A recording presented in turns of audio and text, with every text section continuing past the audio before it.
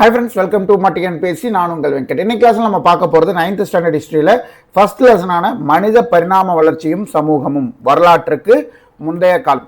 இது வந்து பாத்தீங்க அப்படின்னா நம்ம ஆல்ரெடி 11th ஹிஸ்டரியில ஃபர்ஸ்ட் லெசன்லேயே பார்த்துருப்போம். பண்டைய காலம் முதல் சிந்து சமவெளி நாகரிகம் வரைன்ட்டு ஒரு லெசன் பார்த்துருப்போம். ஸோ அதோடைய சாராம்சம் தான் இந்த லெசன்ல இருக்கும். ஒரு சில பாயிண்ட்ஸ் வந்து பார்த்தீங்கன்னா 9th உங்களுக்கு ஒரு ஒரு சின்ன சின்ன குட்டி குட்டி பாயிண்ட்ஸ் வந்து அடிஷனலாக இருக்கும். ஓகேங்களா? ஸோ இந்த பாடம் அப்படின்றது, இந்த பூமி அப்படின்றது எப்போ உருவாச்சு? கிட்டத்தட்ட 4.56 கோடி பில்லியன் ஆண்டுகளுக்கு முன் உருவானது. அதாவது கிட்டத்தட்ட 456 கோடி ஆண்டுகளுக்கு முன்னர் உருவானது தான் இந்த பூமி. அதில் மனித இனம் அப்படின்றது வாழ்ந்த பகுதி அப்படின்றது ரொம்பவே சொற்பம்தான். ஓகேங்களா? 456 கோடி வருஷத்துல மனித இனம் வாழ்ந்தது ரொம்பவே சொற்பம் தான். அந்த மனித இனம் வாழ்ந்த அந்த காலம் எப்படி மனிதன் தன்னை பரிணமிச்சுக்கிட்டான். ஓகேங்களா? ஸோ ஒவ்வொரு காலகட்டத்திலையும் எப்படி வந்து ஒவ்வொரு காலத்திலையும் மனிதன் தன்னை எப்படி பரிணமிச்சு வந்து இன்னைக்கு இருக்கக்கூடிய நவீன மனிதனாக உருமாறி இருக்கான் அப்படின்ற அந்த பரிணாம வளர்ச்சி தான் இந்த லெசன்ல நம்ம பார்க்க போகிறோம். அது போக வந்து பார்த்திங்கன்னா மனிதன் வாழ்ந்த காலத்தில் என்னென்ன மாதிரி பொருட்கள், அதாவது அவங்க வந்து கல்லை வந்து எப்படி ஏன்னா சமைக்கணும், சாப்பிடணும். ஸோ எடுத்தோடையுமே வந்து மனிதனை உருவானோடையுமே அந்த சமைக்கிற சாப்பிட்றது எல்லாமே நடந்துருச்சா? அது இல்லாமல் ஒரு பரிணாம வளர்ச்சியின் அடிப்படையில் தான் வந்திருக்கும். அதற்கப்புறம் விலங்குகளை யூஸ் பண்ணி வேளாண்மை செய்தது, இதெல்லாம் ஒரு காலத்தில். ஓகேங்களா? ஸோ அப்போ ஒவ்வொரு காலகட்டத்திலையும் ஒவ்வொரு விஷயங்களை செஞ்சுருப்பாங்க. அப்போ என்னென்ன காலகட்டத்தில் என்னென்ன மாதிரி விஷயங்கள் செஞ்சாங்க, எப்படி இந்த பரிணாம வளர்ச்சி இருந்தது, எந்த இதிலிருந்து இனத்திலிருந்து நம்ம இப்போ நவீன மனிதனாக இருக்கோம் இல்லையா? ஸோ இந்த இனம் எதில் இருந்து வந்தது? ஸோ குரங்குல இருந்து தான் மனுஷன் வந்தான் அப்படின்றது ஜென்ரலாக நம்ம எல்லாத்துக்குமே தெரிஞ்சது தான். அப்போ இந்த குரங்கோட வந்து நம்மளுடைய டிஎன்ஏ ரொம்ப மேட்ச் ஆகும் அப்படின்னு பார்த்தீங்கன்னா சிம்பன்சி குரங்கோட மேட்ச் ஆகும். ஓகேங்களா? ஸோ இந்த மாதிரி தகவல் எல்லாமே இந்த லெசனில் இருக்கும். அதே மாதிரி வந்து பார்த்திங்கன்னா அகழ்வாராய் தொல்லியல் துறையிலேருந்து என்னென்ன மாதிரி பொருட்களை வந்து பார்த்திங்கன்னா என்ன மாதிரி இந்த தாலி ஆகட்டும், மட்பாண்டங்கள் ஆகட்டும், இந்த மாதிரி விஷயங்கள் தமிழ்நாட்டில் எங்கெங்கே இருந்து என்னென்ன ஆண்டுகளில் இதெல்லாம் கண்டுபிடிச்சிருக்காங்க அப்படின்ற தகவல்கள் எல்லாமே இந்த பாடத்தில் நம்ம பார்க்க போகிறோம். ஸோ இந்த வீடியோவை ஸ்கிப் பண்ணாமல் கடைசி வரைக்கும் பாருங்கள். ஸோ இம்பார்ட்டன்ட் பாயிண்ட்ஸை மட்டும்தான் நம்ம ஹைலைட் பண்ணியிருக்கோம். மெஜாரிட்டி நமக்கு சிலபஸ் பேஸ்டு வந்து பார்த்தோம் அப்படின்னா தமிழகம் பேஸ் தான் வந்து நமக்கு ரொம்பவே முக்கியம். பட் இருந்தாலும் இந்த லெசனை பொறுத்த வரைக்கும் அந்த மனிதனோட பரிணாம வளர்ச்சி ஆரம்பத்துலேருந்தே நம்ம பார்த்துட்டு வர்றது அப்படின்றது ஒரு தேவையான ஒன்று. ஓகேங்களா? ஸோ அதை குயிக்காக முடிச்சுட்டு அதுக்கப்புறம் நம்ம தமிழ்நாட்டில் என்னென்ன மாதிரி விஷயங்கள் வந்து கண்டுபிடிச்சிருக்காங்க இந்த தொல்லியல் துறையிலேருந்து அப்படின்ற விஷயத்த நம்ம பார்த்துடலாம். ஓகேங்களா? தொல்லியல் அப்படின்றது என்ன? தொல்பொருள்களை ஆராய்ந்து விளக்கமளிப்பதன் வழியாக மனிதர்களின் கடந்த காலம் குறித்து ஆராயும் இயல்தான் தொல்லியல். ஓகேங்களா? ஸோ இப்போ வந்து பார்த்திங்கன்னா இப்போ கீழடியில் ஆராய்ச்சி பண்ணுறதாகட்டும், ஆதிச்சநல்லூர் ஆகட்டும், கொடுமணம் ஆகட்டும், இந்த மாதிரி இடத்துலலாம் வந்து பார்த்திங்கன்னா இந்த தொல்லியல் துறை வந்து பார்த்திங்கன்னா அந்த அகழ்வாராய்ச்சி பண்ணுறாங்க இல்லையா? ஸோ அதன் மூலமாக என்ன கிடைக்கிது? ஒரு பொருள் கிடைக்கிது அப்படின்னா அந்த பொருளை ஆராய்ச்சிக்கு கொண்டு செலுத்தும் போது தான் வந்து பார்த்திங்கன்னா அந்த பொருள் எத்தனை ஆண்டுகளுக்கு முன்னர் பயன்படுத்தப்பட்டது அப்படின்ற விஷயம் கண்டுபிடிக்க முடியும். அப்போ அதை கண்டுபிடிக்கும் போது ஓகே, அப்போ இங்கே வாழ்ந்த சமுதாயம், தமிழ் சமுதாயம் அப்படின்றது அத்தனை ஆண்டு காலங்கள் வாழ்ந்திருக்கு. அந்த காலகட்டத்தில் இந்த மாதிரி வாழ்வியல் முறைகளை அவங்க செஞ்சுருக்காங்க, வாழ்வியல் முறைகள் கடைபிடிச்சிருக்காங்க அப்படின்ற விஷயங்கள் நமக்கு தெரிய வரும். ஓகே, ஸோ வரலாற்றை பதிவு பண்ணுறதுன்றது ரொம்பவே முக்கியம். இல்லை அப்படின்னா வருங்காலத்துக்கு நம்ம என்ன மாதிரி வரலாற்றை வந்து இதுக்கு முன்னாடி இருந்திருக்கு அப்படின்ற விஷயமே தெரியாமல் போயிடும். இப்போ இந்த மாதிரி விஷயங்கள் செஞ்சதுனால தான் நம்ம 456 கோடி வருஷத்துக்கு முன்னாடி எப்படி இருந்ததுன்றத முதற்கொண்டு நம்மளால தெரிஞ்சிக்க முடியுது. கண்ணால் பார்க்க முடியலனாலும் காதால கேட்கக்கூடிய ஒரு சூழ்நிலை அப்படின்றது இந்த வரலாற்றை பதிவு செய்வதன் மூலமாக தான் கிடைக்குது. அதே தான் இப்பையும் இந்த விஷயங்கள் தொடர்ந்து பதிவு செய்வதன் காரணம் என்ன? பின்னாடி வரக்கூடிய சந்ததிகளுக்கும் இதுதான் வரலாற்று பதிவு, இப்படி தான் இருந்தது, இப்படி தான் நம்ம உருவானோம், இப்படி தான் பரிணாமம் அடைஞ்சோம் அப்படின்ற விஷயங்கள் தெரிய வைக்கணும் அப்படின்றதுக்காக தான். ஓகேங்களா? ஸோ அந்த இடத்துல ரொம்ப முக்கியமான துறை, இதை இந்த வரலாற்றை பதிவு செய்வதில் ரொம்ப முக்கியமான துறை எது? தொல்லியல் துறை. ஓகேங்களா? ஆர்கியாலஜி டிபார்ட்மெண்ட் அவங்க என்ன செய்வாங்க? தொல்பொருள்களை ஆராய்ந்து விளக்கம் அளிப்பதன் வழியாக மனிதர்களுடைய கடந்த காலம் குறித்து ஆராயும் இயல். கிட்டத்தட்ட ஒரு டைம் மிஷின் தான் வச்சுக்கோங்களேன். நம்ம கண்ணில் பார்க்கல, பட் நம்ம இந்த விஷயங்களை கேட்கும்போது நம்மளால இமேஜின் பண்ண முடியும். அந்த இமேஜினேஷன் தான் நம்ம ஒரு டைம் டிராவல் பண்ற மாதிரி. தொல் மானுடவியல், தொல்லியல் அப்படின்றது அங்க இருக்கக்கூடிய பொருள்களை பற்றி ஆராய்வது. தொல் மானுடவியல் அப்படின்றது மனிதர்களை பற்றி ஆராய்வது. ஓகேங்களா? மனிதர்களின் மூதாதையர்களின் உடலமைப்பு மற்றும் அவர்களது பரிணாம வளர்ச்சி குறித்து புதைப்படிமங்கள் வழி ஆராய்ந்து அறிந்து கொள்ளும் இயல்தான் தொல் மானுடவியல். இது ரெண்டுமே வந்து பார்த்தீங்கன்னா நீங்கள் கலைச்சொற்கள்ல நோட் பண்ணி வச்சுங்க. ஓகேங்களா? தொல்லியல் அப்படின்றது ஆர்கியாலஜி ஜென்ரலாக எல்லாத்துக்குமே தெரியும். பட் இந்த தொல் மானுடவியல் அப்படின்றது பேலந்த்ரோபாலஜி அப்படின்ற இந்த கலைச்சொற்களையும் நோட் பண்ணி வச்சுக்கோங்க.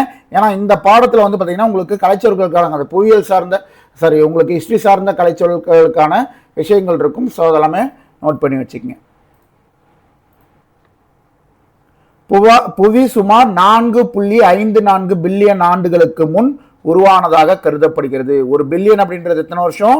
100 கோடி வருஷம். அப்ப இந்த பூமி உருவாகி எத்தனை வருஷம் ஆகுது? 454 கோடி ஆண்டுகள் ஆகிறது. புவியின் நீண்ட நெடிய வரலாற்றை நிலவியல் ஆய்வாளர்கள் எப்படி பிரிச்சிருக்காங்க? நெடுங்காலம் அப்படின்றதுனா பல லட்சம் ஆண்டுகள் அப்படின்னு சொல்லலாம். ஓகேங்களா? இப்போ நம்ம சொல்றது பார்த்தோம்னா ஒரு எரா அப்படின்னு சொல்லுவோம் இல்லைங்களா? ஒரு எரா அப்படின்றது ஒரு பெருமைய நெடிய காலம் அப்படின்றது தான் ஒரு இரா. காலம் அப்படின்றது ஒரு குறிப்பிட்ட காலத்தை சொல்றது. ஓகேங்களா? ஸோ கிமு 1000 கிபி 1000 வரைக்கும் அந்த மாதிரி சொல்லக்கூடியது தான் காலம்.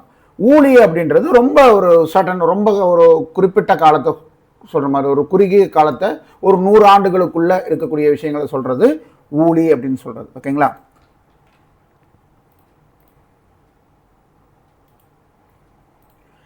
நவீன மனித இனம் எதிலிருந்து தோன்றுச்சு? நவீன மனித இனம் அப்படின்றது உங்களுக்கு ஆஸ்ட்ரோலோபித்திசின்கள். இல்லை, வாயிலே நுழைய மாட்டேங்குது, பட் வேற வழி இல்லை. ஆஸ்ட்ரோலோபித்திசின்கள் என்ற குரங்கினத்தில் இருந்துதான் நவீன மனித இனம் தோன்றியது. ஸோ இந்த இனத்துல இருந்து அப்படியே நவீன மனித இனம் வந்துருச்சு அப்படின்னு கேட்டிங்கன்னா கிடையாது. இதுல இருந்து பார்த்தீங்கன்னா உங்களுக்கு ஒவ்வொரு என்ன சொல்றது பரிணாம வளர்ச்சியின் பிரகாரம் வந்து பார்த்தீங்கன்னா ஒவ்வொரு பேர் அப்படின்றது உங்களுக்கு வரும். ஓகேங்களா? ஸோ அதன் அடிப்படையில் கடைசியாக வந்து ஹோமோ ஏதோ சம்திங் நம்ம லெசன் வரும்போது பார்த்துக்கலாம். ஓகேங்களா? நவீன மனித இனம் தோன்றியது.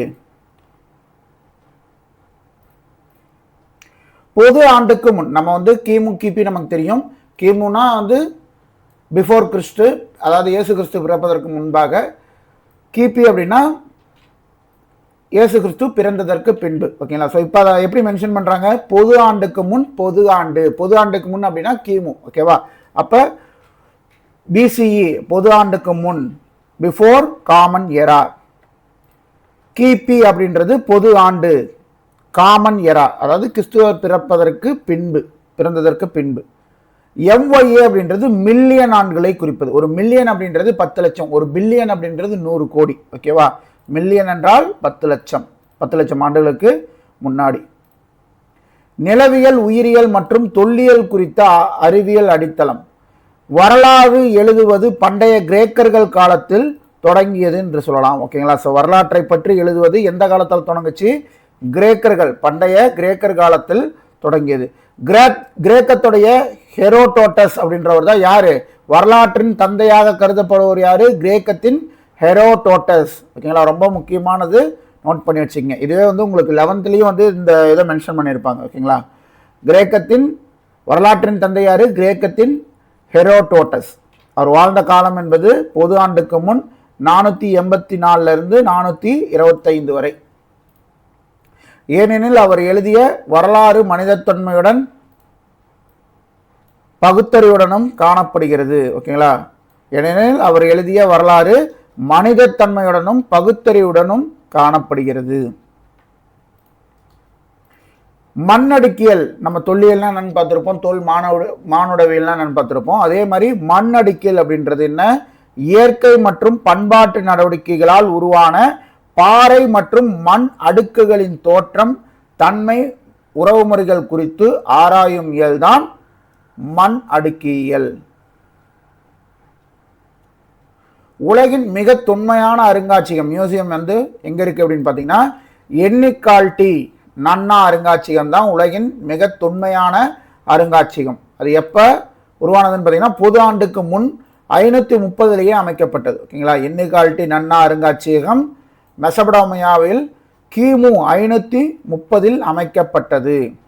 ஆனால் இன்னைக்கு அது வந்து இயங்கி கொண்டிருக்கா அப்படின்னு பார்த்தீங்கன்னா கிடையாது. இப்போதைக்கு இயங்கி கொண்டிருக்கிறதுல மிக தொன்மையான அருங்காட்சியகம் அப்படின்றது 1471 கிபி, பொது ஆண்டு 1471 இத்தாலியில் அமைக்கப்பட்ட கேபிடோலைன் அருங்காட்சியகம் தான் இன்றும் இயங்கி ஆக்டிவா இருக்கக்கூடிய அருங்காட்சியகம் இதுதான். ஓகேங்களா, இங்க இத்தாலியில் அமைக்கப்பட்ட கேபிடோலைன் அருங்காட்சியகம் தான் இன்றும் இயங்கிக் கொண்டிருக்கும் மிக பழமையான அருங்காட்சியகம்.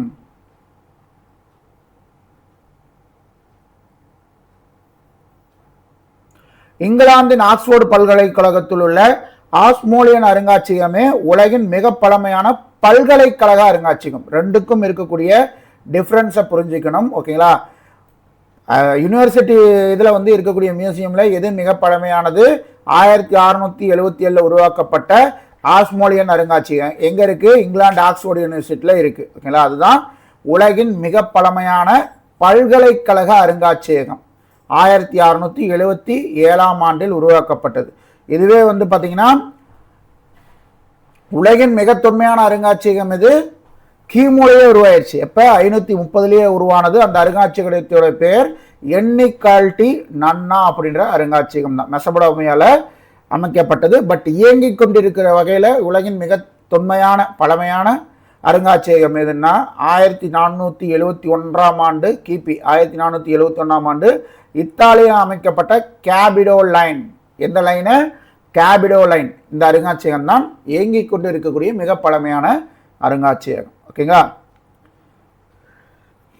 இந்த ரெண்டு பேர்த்துடைய பேரையும் வந்து நல்லா மைண்டில் வச்சுக்கோங்க. ஓகேங்களா, Herbert Spencer, Charles Darwin. Herbert Spencer, Charles Darwin. இதில் இந்த ஹெர்பர்ட் ஸ்பென்சர் என்ன சொல்லியிருப்பாரு? மனிதர்களின் தோற்றத்தை அறிவியல் பூர்வமாக புரிந்து கொள்ள யாருடைய உயிரியல் பரிணாம கொள்கையை நாம் படிக்கணும்? ஹெர்பர்ட் ஸ்பென்சருடைய உயிரியல் பரிணாம கொள்கையை நாம் படிக்க வேண்டும்.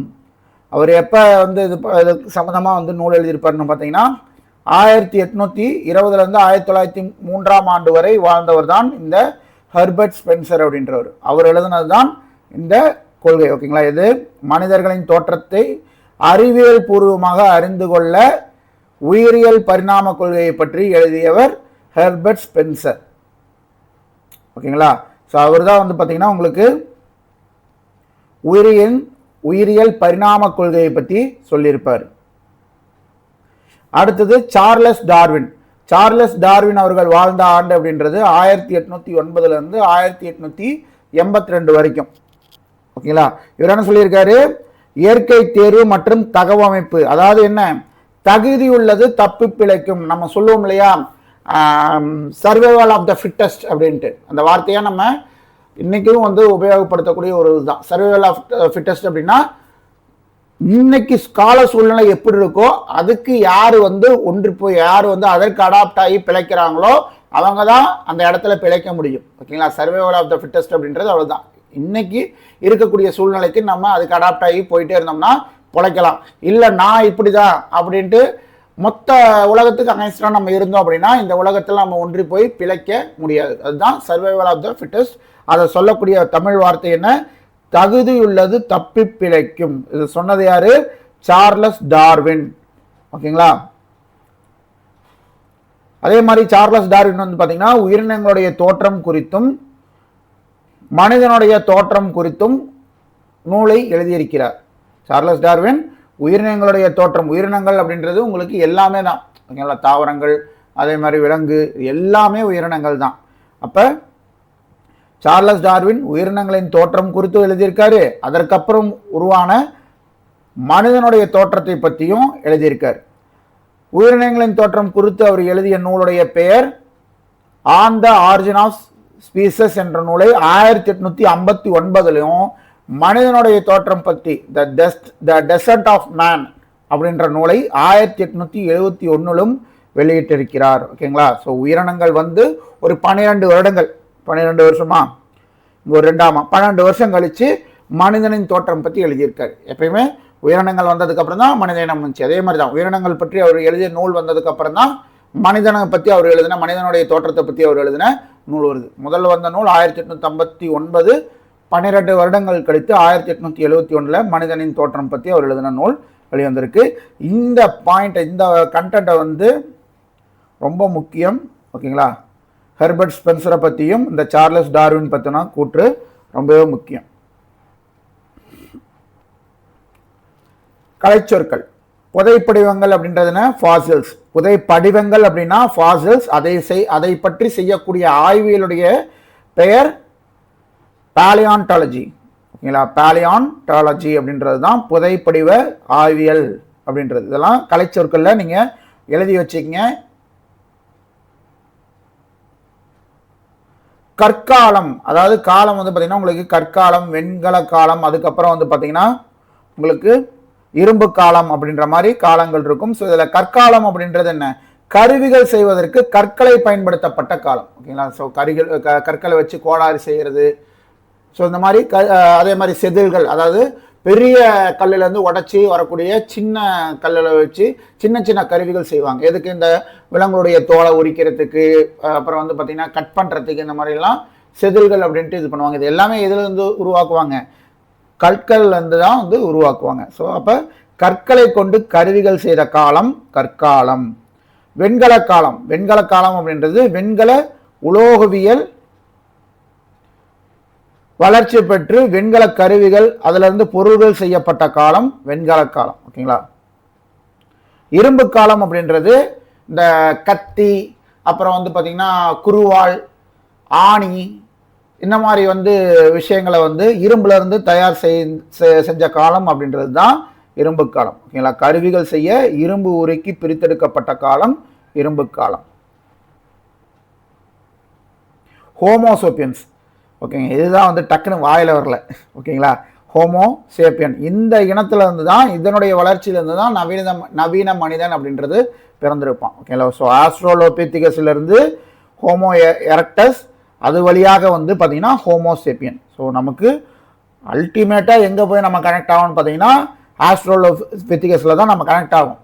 ஓகேங்களா. ஸோ அதாவது நம்ம தாத்தாவுக்கு தாத்தாவுக்கு தாத்தா அப்படின்ற மாதிரி அவங்க போனோம் அப்படின்னா ஆஸ்ட்ரோலோபித்திகஸ்க்கு தான் நம்ம போய் நிற்க முடியும்.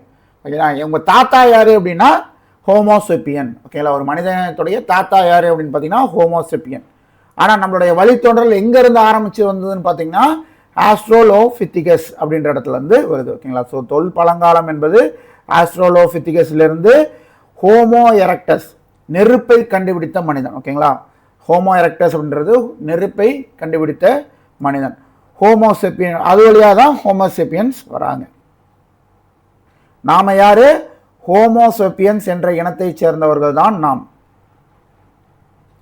மனிதர்களின் பரிணாமம் இடப்பெயர்வும். மனிதர்களுடன் சிம்பன்சி, கொரில்லா, உராங் உட்டான் ஆகிய உயிரினங்களை கிரேட் ஏப்ஸ், ஓகேங்களா, கிரேட் ஏப்ஸ் என அழைக்கப்படும் பெருங்குரங்குகள் வகை என்று குறிப்பிடுகிறார்கள்.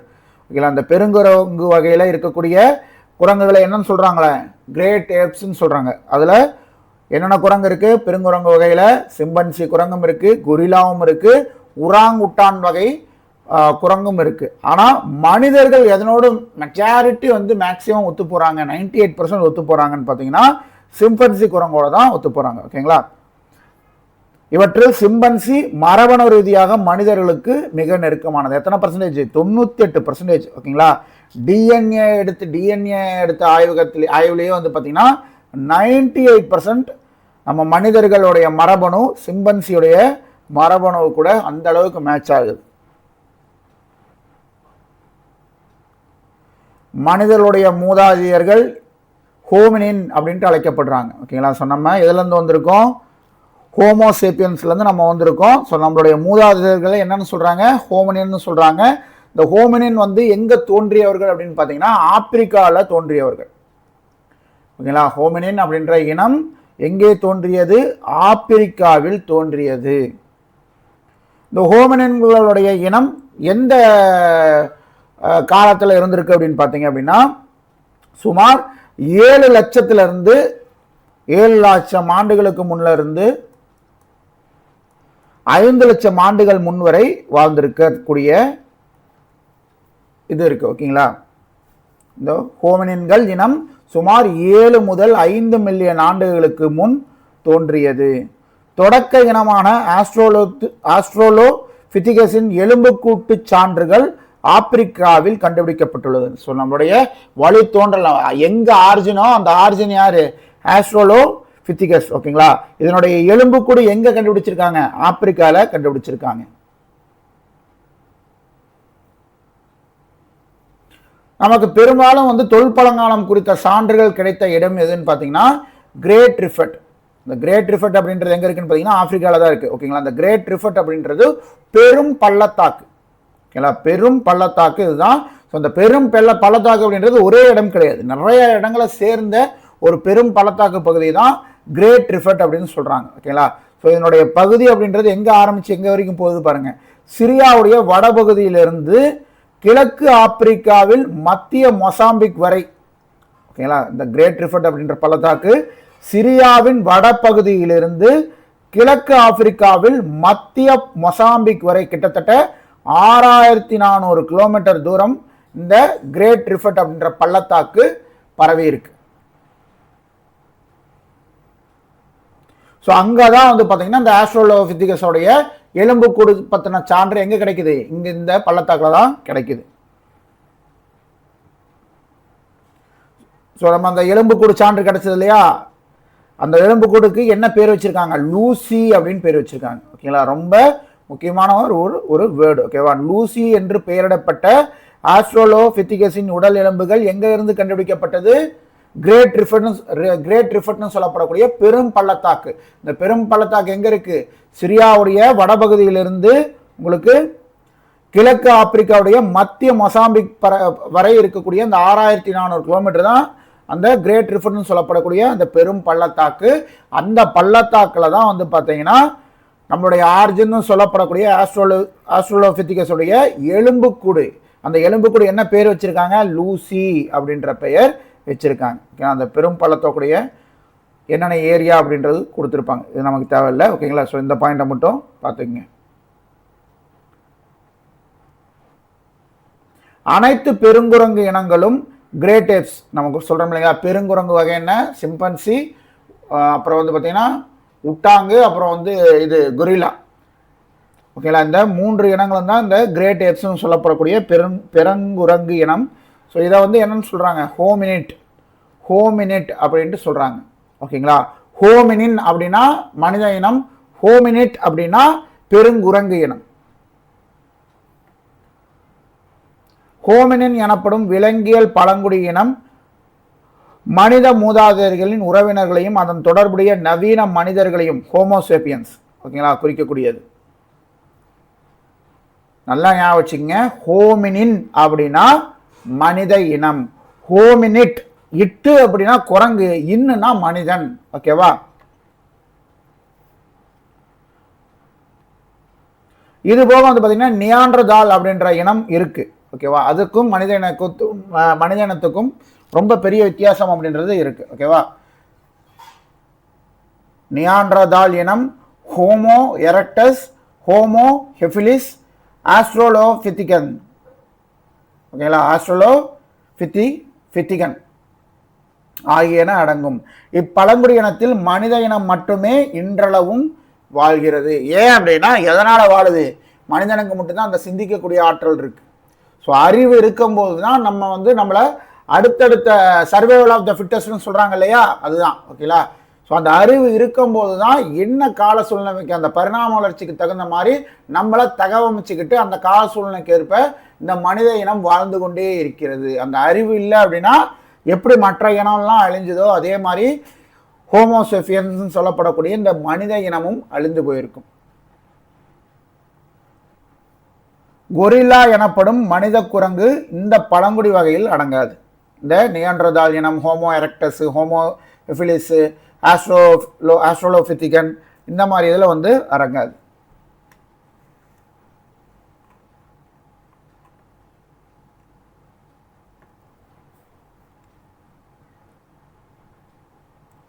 ஆப்பிரிக்காவில் சுமார் 2.6 மில்லியன் நம்ம பார்த்தோம். இந்த ஆஸ்ட்ரோலோபித்திகஸ் அப்படின்றது உங்களுக்கு 5 மில்லியன், அதாவது 7 மில்லியன் ஆண்டுகள்ல இருந்து 5 மில்லியன் ஆண்டுகள் வரை வாழ்ந்திருக்க கூடும் அப்படின்னு சொல்லியிருக்காங்க. அதுல இந்த ஆப்பிரிக்காவில் வந்து பார்த்தீங்கன்னா இந்த ஹோமோ ஹெஃபிலிஸ் அப்படின்ற இனம் தான் ஆப்பிரிக்காவில் சுமார் 2.6 மில்லியன் ஆண்டுகள், கிட்டத்தட்ட 26 லட்சம் ஆண்டுகளுக்கு முன்னாடி. பூமி தோன்றுனது 454 கோடி ஆண்டுகளுக்கு முன்னாடி. ஆனால் மனித இனம் அப்படின்றது வந்து எத்தனை, ஒரு 7 லட்சம் வருஷம் தான் ஆகுது. அதில் 2.6 லட்சம் கோடி, சாரி 26 லட்சம், 70 லட்சம் வருடம் ஆகுது மனுஷன் இனம் வந்து. அதில் 26 லட்சம் ஆண்டுகளுக்கு முன் வாழ்ந்த ஹோமோ எஃபிலிஸ் என்ற இனம்தான் முதலில் கருவிகள் செய்த மனித மூதாதையர் இனம். முதலில் கருவிகள் செய்த மனித மூதாதையர்கள் இனம் எது? ஹோமோ எஃபிலிஸ். நோட் பண்ணிக்கங்க, ஹோமோ எஃபிலிஸ் தான் முதலில் கருவிகள் செய்த மனித மூதாதையர்கள் இனம். சுமார் 2 மில்லியன் ஆண்டுகளுக்கு முன்பு ஹோமோ எரக்டஸ், ஓகேங்களா, ஹோமோ எரக்டஸ் நம்ம பார்த்துருப்போம் இல்லையா, இங்கே ஹோமோ எஃபிலிஸ், ஹோமோ எரக்டஸ், அதுக்கப்புறம் வந்து பார்த்திங்கன்னா நியாண்டர்தால் இனம். அது இதுதான் வந்து ஆரம்பத்தில் நம்ம பார்த்தோம், ஆஸ்ட்ரோலோபித்திகன் இங்கேருந்து தான் ஆரம்பிச்சது அப்படின்ட்டு. ஸோ அப்போ ஹோமோ எஃபிலிஸ் அப்படின்றது முதலில் கருவிகள் செய்த இனம். ஹோமோ எரக்டஸ் அப்படின்ற இனம் எப்போ உருவானது? 2 மில்லியன் ஆண்டுகளுக்கு, அதாவது 20 லட்சம் ஆண்டுகளுக்கு முன்னர் உருவானது. இந்த இனம் என்ன செஞ்சு? கைக்கோடாரிகளை செய்தது. அதே மாதிரி நெருப்பை வந்து இது பண்ணதும் வந்து பார்த்திங்கன்னா இந்த இனம் தான். எது? இந்த ஹோமோ எரக்டஸ் அப்படின்ற இனம் தான் நெருப்பை வந்து கண்டுபிடிக்குது. இந்த இனம் கைக்கோடாரிகளை செய்தது. சுமார் 2 மற்றும் 1 மில்லியன் ஆண்டுகளுக்கு இடையில் இந்த இனம் ஆப்பிரிக்காலையும் ஆசியாவுடைய பல்வேறு பகுதிகளையும் பரவி இருக்கு. ஓகேங்களா? ஸோ இடப்பெயர்ச்சி அப்படின்றது எந்த இனம் செய்தது?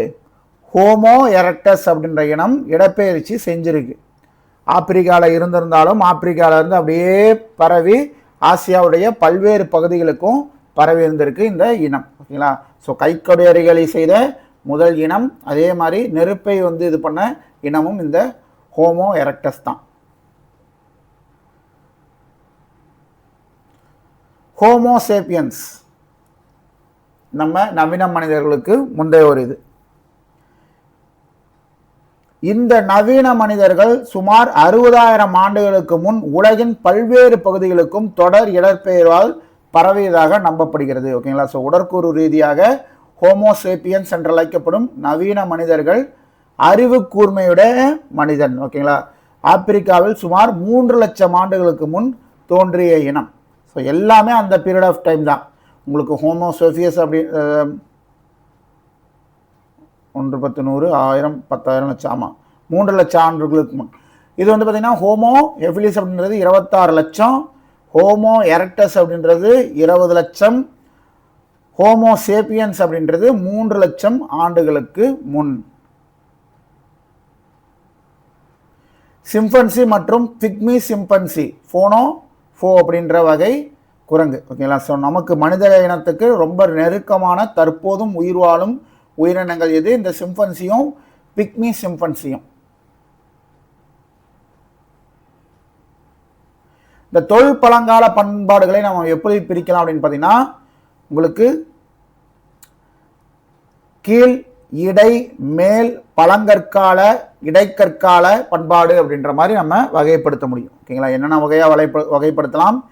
கீழ் பழங்கால பண்பாடு, இடை பழங்கால பண்பாடு, மேல் பழங்கால பண்பாடு, பழங்கற்கால பண்பாடு, இடைக்கற்கால பண்பாடு அப்படின்ட்டு நம்ம வகைப்படுத்த முடியும்.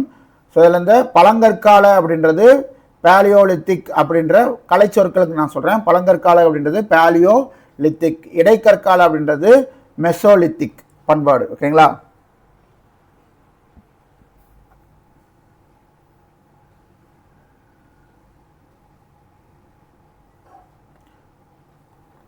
மனித மூதாதையரின் தொடக்க கால கற்கருவிகள் சேர்க்கை. கற்கருவி வந்து முதல்ல யாரு கொண்டு வந்தது? ஹோமோ எஃபிலிஸ். ஓகேங்களா? ஹோமோ எஃபிலிஸ் தான் முதல்ல கற்கருவிகளை கொண்டு வராங்க.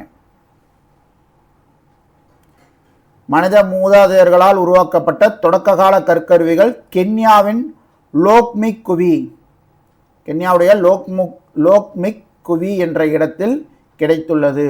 3.3 மில்லியன் ஆண்டுகளுக்கு, அப்ப 33 லட்சம் ஆண்டுகளுக்கு முன்பு நம்ம ஹோமோஃபிலிஸ் எப்போ பார்த்தோம்? ஹோமோ ஹெஃபிலிஸ் 26 லட்சம் ஆண்டுகளுக்கு முன்னாடி பார்த்தோம். ஸோ கிட்டத்தட்ட அதுக்கு நியர்பையாக இருக்குது. ஓகேங்களா? ஸோ 33 லட்சம் ஆண்டுகள், 3.3 மில்லியன் ஆண்டுகளுக்கு முற்பட்டவை அப்படின்றது கண்டுபிடிக்கப்பட்டிருக்கு. எங்கே? கென்யாவுடைய லோக்மிக் குவி அப்படின்ற இடத்துல தொடக்க கால கற்கருவிகள் கண்டுபிடிக்கப்பட்டிருக்கு. அதே மாதிரி ஓல்டோவான் அப்படின்றதும் கருவி தான். ஓகேங்களா, ஓல்டோவான் கருவி எங்கே கண்டுபிடிக்கப்பட்டிருக்குன்னு பார்த்தீங்கன்னா ஆப்பிரிக்காவின் ஓல்டுவாய் பள்ளத்தாக்கில் கிடச்சிருக்கு. ஸோ 2 விதமான கற்கருவிகள் வந்து பார்த்தீங்கன்னா உங்களுக்கு கென்யாவில் லோக்மிக் குவி அப்படின்ற இடத்துலையும் கண்டுபிடிச்சிருக்காங்க. அதே மாதிரி ஆப்பிரிக்காவுடைய ஓல்டுவாய் பள்ளத்தாக்குலையும் ஓல்டோவான் கருவி அப்படின்றத கண்டுபிடிச்சிருக்காங்க. இந்த கருவி, இந்த ஓல்டோவான் கருவி அப்படின்றது சுமார் 2 முதல் 2.6 மில்லியன் ஆண்டுகள் பழமையானவை. அப்போ இருக்கிறதுலே மிக பழமையான அது கற்கருவி எது? கென்யாவில் கிடச்சது தான். கென்யாவுடைய லோக்மிக் குவி அப்படின்ற இடத்துல கிடச்சது தான். ஏன் அப்படின்னு பார்த்தீங்கன்னா அது 3.3 மில்லியன் ஆண்டுகளுக்கு முற்பட்டவை. மனித மூதாதையர்களான ஆஸ்ட்ரோலோபிதிகன் வந்து பார்த்தீங்கன்னா சுத்தியல் கற்களை பயன்படுத்தி இருக்கிறார்கள். ஃப்ளேக்ஸ் எனப்படும் கற்செதில்கள், நான் சொன்ன முன்னாடியே சொல்லியிருந்தேன் இல்லையா, அந்த பெரிய கல்ல இருந்து உடைச்சு கிடைக்கக்கூடிய சின்ன சின்ன கற்களை தான் வந்து பார்த்தீங்கன்னா செதில்கள் அப்படின்னு சொல்லுவாங்க. அது ரொம்ப ஷார்ப்பாக இது பண்ணி இந்த விலங்குகளுடைய தோள்களை நீக்கிறதுக்கும் கட் பண்ணுறதுக்கும் யூஸ் பண்ணியிருப்பாங்க. ஓகேங்களா, ஃப்ளேக்ஸ் எனப்படும் கற்செதில்கள் உருவாக்கி கருவிகளாக பயன்படுத்தினார்கள். இந்த கென்யாவில் கிடைச்ச 3.3 மில்லியன் வருடங்களுக்கு முந்தைய கற்கருவி இது. ஓகேங்களா, ஸோ கென்யாவுடைய லோக்மிக் விக் அப்படின்ற இடத்துல கண்டுபிடிச்ச கற்கருவி இது. இது ஓல்டுவாய் பள்ளத்தாக்கு, ஆப்பிரிக்காவுடைய ஓல்டுவாய் பள்ளத்தாக்கில் கண்டுபிடிச்ச கற்கருவி இது. ஓகேங்களா, கீழ்பழங்கற்கால பண்பாடு ஹோமோ எஃபிலிஸ், ஹோமோ எரக்டஸ் ஆகிய மனித மூதாதையர்களின் பண்பாடு கீழ்பழங்கால பண்பாடு என குறிப்பிடப்படுகிறது. ஸோ கிட்டத்தட்ட வந்து பார்த்தீங்கன்னா உங்களுக்கு இது ஒரு ஹோமோ எஃபிலிஸ் வந்து பார்த்தீங்கன்னா ஒரு 27 லட்சம் அப்படின்னா உங்களுக்கு ஹோமோ எரக்டஸ் அப்படின்றது ஒரு 20 லட்சம் ஆண்டுகளுக்கு முன்னதாக இருக்குது. அப்போ இந்த பண்பாட்டை என்ன சொல்கிறாங்க? கீழ்பழங்கற்கால பண்பாடு அப்படின்னு சொல்கிறாங்க. ஸோ அவங்க என்ன பண்ணுறாங்க? கைக்கோடாரி, வெட்டுக்கருவி, இந்த மாதிரி வந்து பார்த்திங்கன்னா பல்வேறு கருவிகளை செய்தார்கள். என்னென்ன கருவி? கைக்கோடாரி, வெட்டுக்கருவி, எல்லாமே அதுக்கு வெட்டுறதுக்கு தான். அதே மாதிரி இருமுக கருவிகள், இவங்க கண்டுபிடிச்ச கருவிகளை என்ன சொல்கிறாங்க? பைஃபேஸ், இருமுக கருவிகள் என்று அழைக்கப்படுகின்றன.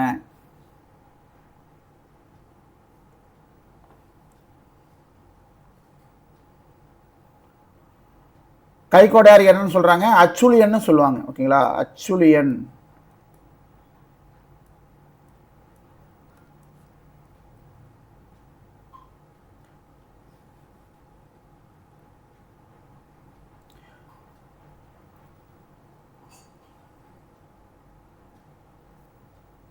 கைக்கோடாரி கருவிகள் அச்சுலியன் கருவிகள் என்று அழைக்கப்படுகின்றன. இந்த கருவிகள் கிமு 2.5 லட்சம் ஆண்டுகளுக்கு முன்னால் இருந்து 60,000 ஆண்டுகள் முன்பு வரை தொடர்ந்து பயன்பாட்டில் இருந்து வந்திருக்கு. எந்த கருவி? இந்த அச்சுலியன் கருவியும் பைஃபேஸ்னு சொல்லப்படக்கூடிய கருவியும். ஓகேங்களா, கைக்கோடாரியும் வெட்டுக்கருவியும் வந்து பார்த்தீங்கன்னா கிமு 2.5 லட்சம் ஆண்டுகளுக்கு முன்பு இருந்து கிமு 60,000 ஆண்டுகளுக்கு முன்பு வரை பயன்பாட்டிலேயே இருந்திருக்கு.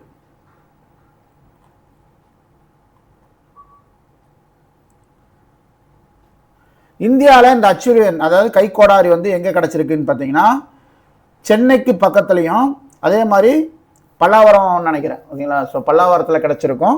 ஸோ அது மாதிரி இந்தியாவுடைய அச்சுலியன் கருவிகள் சென்னைக்கு அருகிலும் கர்நாடகாவின்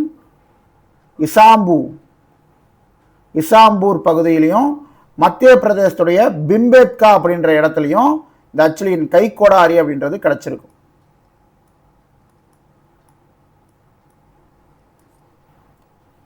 ஆனால் இந்த இனம் எங்கே இருந்தது? ஆப்பிரிக்காவில் இருந்து இடம்பெயர்ந்து உங்களுக்கு ஆசியாவுடைய பிற பகுதி எல்லாத்துக்குமே பரவி இருந்திருக்கும். ஸோ இப்படி வந்து பரவிய ஒரு இனம் தான் வந்து பார்த்திங்கன்னா இந்தியாவிலேயும் வந்திருக்கும். ஏன்னா ஆசியாவுடைய ஒரு பகுதியே அப்போ இங்கே இந்தியாவுக்கு வந்திருக்காங்க. ஸோ அவங்க யூஸ் பண்ண அந்த கைக்கோடாரி அப்படின்றது சென்னையில் பல்லாவரத்து பக்கத்துலேயும் கிடச்சிருக்கும், கர்நாடகாவில் இசாம்பூர் பகுதியிலையும், மத்திய பிரதேசத்துடைய பிம்பேத்கா அப்படின்ற பகுதியிலையும் கிடச்சிருக்கு.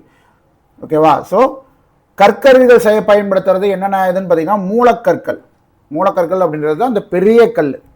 ஓகேங்களா, அதை வெட்டி எடுக்கிறது கோர் அப்படின்றது. ஸோ அதில் இருந்து சின்ன சின்னதாக உடைக்கிறது தான் வந்து பார்த்தீங்கன்னா செதில், பெரிய கற்பாலத்திலிருந்து அல்லது கருங்கல்லிலிருந்து இருந்து உடைத்தெடுக்கப்பட்ட ஒரு சிறு கருத்துண்டு தான் இந்த செதில் அப்படின்னு சொல்றது. ஸோ நம்ம கீழ்பழங்கால பண்பாடு பார்த்துருப்போம். அடுத்தது இடைப்பழங்கற்கால பண்பாடு, ஹோமோ எரக்டஸ். கீழ்பழங்கற்கால பண்பாட்டில் நம்ம ஹோமோ எஃபிலிசன்ஸும் பார்த்துருப்போம், ஹோமோ எரக்டஸும் பார்த்துருப்போம். இதில் இடைப்பழங்கற்கால பண்பாட்டில் ஹோமோ எரக்டஸ் இனம் வாழ்ந்து வந்தது. ஓகேங்களா. உடற்கூறியல் ரீதியாக நவீன மனிதர்கள் சுமார் 3 லட்சம் ஆண்டுகளுக்கு முன்னர் தோன்றியதாக கூறப்படுகிறது.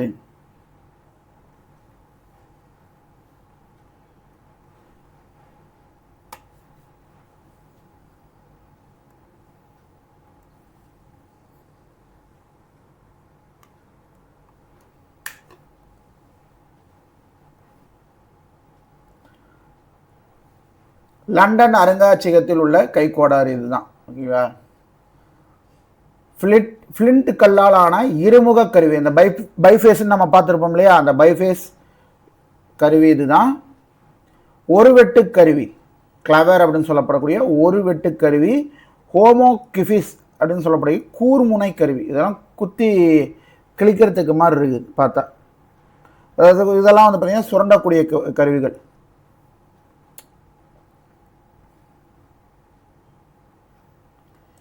இடைப்பழங்கற்கால பண்பாடு தற்காலத்திற்கு முன் 3,85,000 ஆண்டுகளுக்கு முன்னர் இருந்து 1,98,000 ஆண்டுகளுக்கு இடையில் ஐரோப்பாவிலும் ஆசியாவின் மேற்கு பகுதியிலும் உருவானதுதான் இந்த இடைப்பழங்கற்கால பண்பாடு.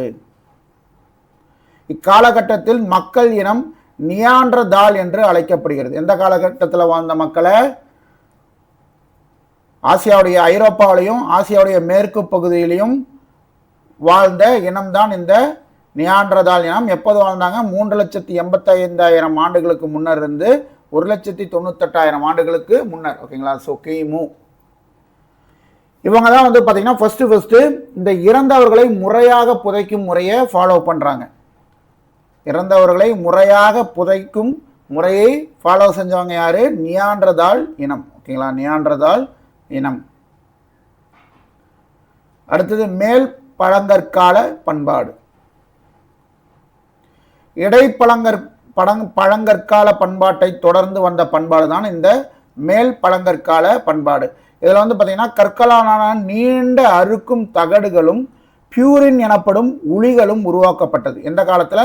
இந்த மேல் பழங்கற்கால பண்பாட்டில் தான் கல்லை வச்சு ரொம்ப அறுக்கக்கூடிய தகடுகளை கல்ல இருந்து தயாரித்த பண்பாடு இதுதான். அதே மாதிரி பியூரின் எனப்படும் உளிகளும் அப்பதான் தயாரிக்கிறாங்க. சிலிக்கா அதிகமுள்ள பல்வேறு கல் வகைகளை கருவி செய்ய பயன்படுத்தியவர்கள் இந்த மேல் பழங்கற்கால பண்பாட்டில் வாழ்ந்த மக்கள். பல்வேறு ஓவியங்களும் கலை பொருட்களும் இக்காலத்தில் உருவாக்கப்பட்டது. ஊழி இருந்துச்சுன்னா என்ன பண்ணலாம்? நம்ம வந்து ஓவியம் வரையறதுக்கெல்லாம் வந்து அப்படியே தட்டி இந்த விஷயம்லாம் செய்ய முடியும் இல்லைங்களா? கலைப்பொருட்கள் செய்ய முடியும். ஸோ அந்த மாதிரி விஷயங்கள்லாம் செஞ்சவங்க யாரு? இந்த மேல் பழங்கற்கால பண்பாட்டில் வாழ்ந்த இனம். பியூரின் அப்படின்றது என்ன? கூரிய வெட்டு முனை உள்ள கல்லாலான உளி.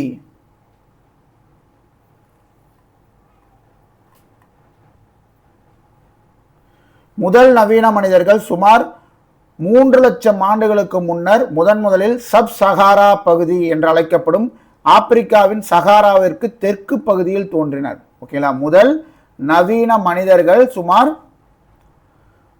1000 10,000 லட்சம். ஓகே. 3 லட்சம் ஆண்டுகளுக்கு முன்னர் முதலில் சப் சஹாரா அப்படின்ற பகுதியில் தான் தோன்றியிருக்காங்க. இந்த இனம் சுமார் 60,000 ஆண்டுகளுக்கு முன்னர் ஆசியாவின் பல்வேறு பகுதிகளுக்கு பரவி இருக்கு. எலும்பாலான ஊசிகள், தூண்டில் முட்கள், குத்தீட்டிகள், ஈட்டிகள் ஆகியவை படைப்பாக்கத்துடன் அந்த காலத்தில் பயன்படுத்தப்பட்டிருக்கு. ஓகேங்களா. ஸோ இந்த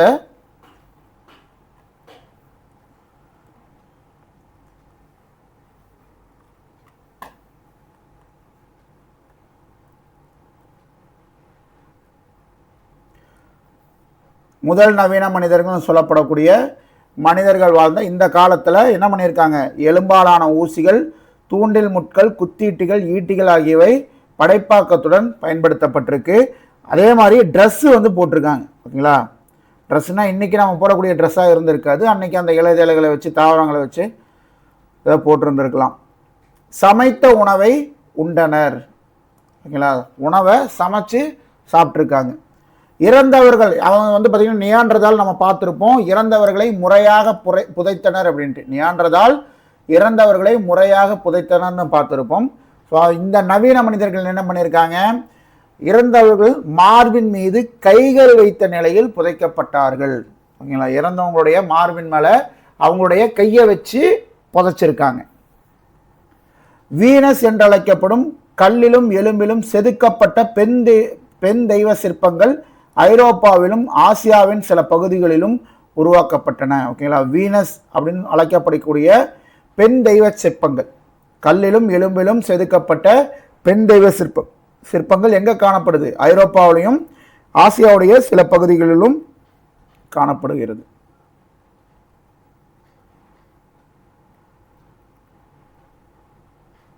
பாருங்க, இந்த ஒரு ஓவியத்துக்கு எடுத்துக்காட்டு லாஸ்கா பாறை ஓவியம். இங்கே மேற்கு பிரான்ஸ் 17,000 வருடங்கள் பழமையானது.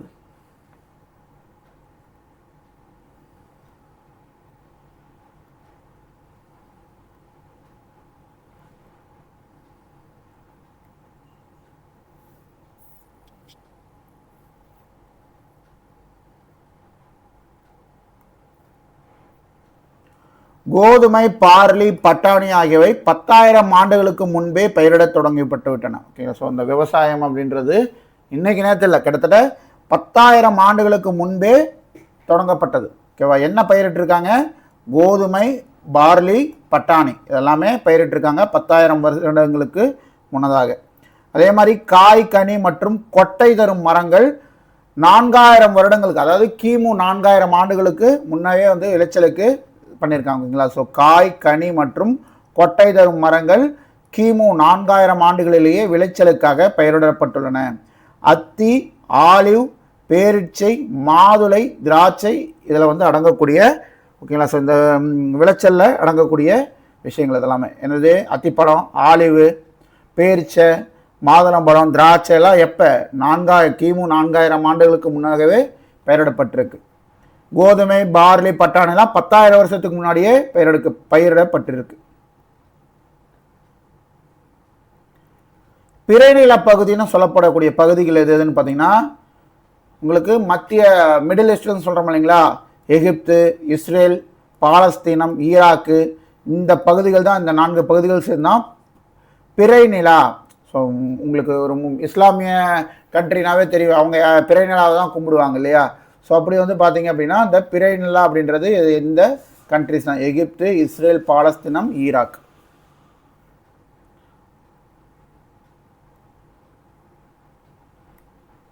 ஸோ நம்ம தமிழகத்துக்கு வந்தாச்சு. மனிதனுடைய இந்த பரிணாம வளர்ச்சியெல்லாம் பார்த்துட்டோம். இப்போ தமிழகத்தில் என்னென்ன மாதிரி தொல்பொருட்கள் கண்டுபிடிக்கப்பட்டிருக்கு அப்படின்றத பார்க்கலாம்.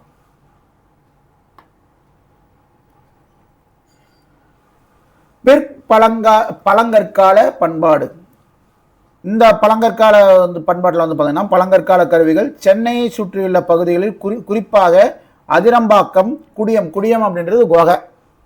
ஓகேங்களா, ஸோ சென்னையை சுற்றி இருக்கக்கூடிய அதிரம்பாக்கம், குடியம் இந்த மாதிரி இடத்துல வந்து கிடச்சிருக்கு. ஓகேங்களா, இங்கே யூஸ் பண்ண இந்த பழங்கற்கால கருவிகள் கிடச்சிருக்கு.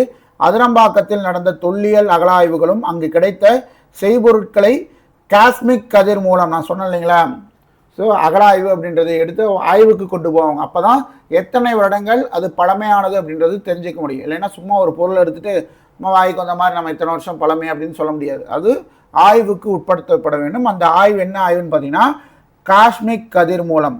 ஓகேங்களா, ஸோ காஸ்மிக் கதிரை பாய்ச்சி அது எத்தனை ஆண்டுகள் பழமையானது அப்படின்ற கண்டுபிடிக்கக்கூடிய அந்த ஆய்வுக்கு உட்படுத்துவாங்க. ஸோ அதன் அடிப்படையில் வந்து பார்த்தீங்கன்னா இங்கே அதிரம்பாக்கத்துலேயும் குடியம்லேயும் வந்து கண்டுபிடிச்சிருக்கக்கூடிய அந்த பழங்கற்கால கருவிகள் அப்படின்றது சுமார் 1.5 to 2 மில்லியன் ஆண்டுகளுக்கு முன்பே இங்கே தமிழகத்தில் மனிதர்கள் வாழ்ந்திருக்காங்க அப்படின்ற விஷயத்த நமக்கு உணர்த்துது. கொசஸ்தலை ஆறு உலகில் மனித மூதாதையர்கள் வசித்த மிக முக்கியமான இடங்களில் ஒன்று. எந்த ஆறு? கொசஸ்தலை ஆறு. இங்கு வாழ்ந்த மனித மூதாதையர்கள் ஹோமோ எரக்டஸ் என்ற வகையை சேர்ந்தவர்கள். நம்ம பார்த்துருப்போம், ஹோமோ எரக்டஸ் வந்து பார்த்தீங்கன்னா ஆப்பிரிக்காலையும் அங்கேருந்து வந்து பார்த்தீங்கன்னா இடப்பெயர்வாகி ஆசியாவுடைய பிற பகுதிகளிலையும் வாழ்ந்திருக்காங்க அப்படின்ட்டு. அப்படி அந்த ஹோமோ எரக்டஸ் தான் வந்து பார்த்தீங்கன்னா இங்கே வந்திருக்காங்க. இந்த காஸ்மிக் கதிர் பயிற்சி அந்த ஆய்வு நடத்துகிறாங்க இல்லையா, அது என்ன கதிர்? காஸ்மோஜெனிக் கதிர். ஓகேங்களா, காஸ்மோஜெனிக் கதிர்களை பாய்ச்சி அந்த காலம் என்ன அப்படின்றது கண்டறியப்படுற ஆய்வு. கிபி 1863 சர் ராபர்ட் ப்ரூஸ் வூட் என்ற இங்கிலாந்து நிலவியலாளர் சென்னைக்கு அருகில் உள்ள பல்லாவரத்தில் பழங்கற்கால கருவிகளை முதன்முறையாக கண்டுபிடித்தார். சொன்னேன் இல்லைங்களா, சென்னையில் முதன்முறையில் எப்போ கண்டுபிடிச்சிருப்பாங்க? 1863 தான் கண்டுபிடிச்சிருப்பாங்க. இங்கே பல்லாவரத்தில் கண்டுபிடிச்சிருப்பாங்க. யார் கண்டுபிடிச்சிருப்பாரு? இங்கிலாந்துடைய நிலவியலாளர் சர் ராபர்ட் ப்ரூஸ் வூட் அப்படின்றவர் தான் கண்டுபிடிச்சிருப்பார். இந்தியாவில் இப்படிப்பட்ட கருவிகள் முதலாக கண்டுபிடிக்கப்பட்டது இங்கே சென்னையில் இருக்கக்கூடிய பல்லாவரத்தில் தான். கண்டெடுக்கப்பட்ட கைக்கோடாரிகளை என்னன்னு சொல்லி அழைக்கிறாங்க? அந்த பழங்கற்கால கருவியான கைக்கோடாரியை சென்னை கற்கருவி தொழிலகம் அப்படின்ட்டு அழைக்கிறாங்க. ஓகேங்களா, அந்த கண்டெடுக்கப்பட்ட கைக்கோடாரியை சென்னை கற்கருவி தொழிலகம் என்று அழைக்கப்படுகின்றன.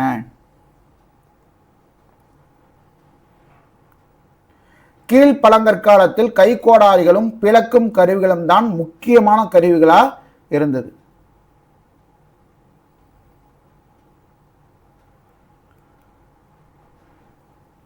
அந்த கருவி வந்து எதற்காக பயன்படுத்தியிருப்பாங்க? வெட்டுவதற்கும் குத்துவதற்கும் தோண்டுவதற்கும் பயன்படுத்தியிருப்பாங்க. அதே மாதிரி சுத்தியல் கற்களையும் கோலா கற்களையும் கூட பயன்படுத்தியிருப்பாங்க. இதில் இந்த கீழ் பழங்கற்கால பண்பாட்டில் வந்து பயன்படுத்தியிருப்பாங்க. அதற்காக குவார்சைட் வகை கூழாங்கற்களை தேர்ந்தவங்க அந்த கருவியை செய்வதற்கு எந்த மாதிரி கற்களை தேர்ந்தெடுத்தார்கள் அப்படின்னு பார்த்தீங்கன்னா, குவார்சைட் வகை கூழாங்கற்களை தேர்ந்தெடுத்து தான் அவங்க இந்த வெட்டுவதற்கு குத்துவதற்கு தோண்டுவதற்கான இந்த சுத்தியல் கற்களையும் கோலா கற்களையும் கூட பயன்படுத்தி என்ன செஞ்சுருக்காங்க? கைக்கோடாரிகளை செஞ்சுருக்காங்க.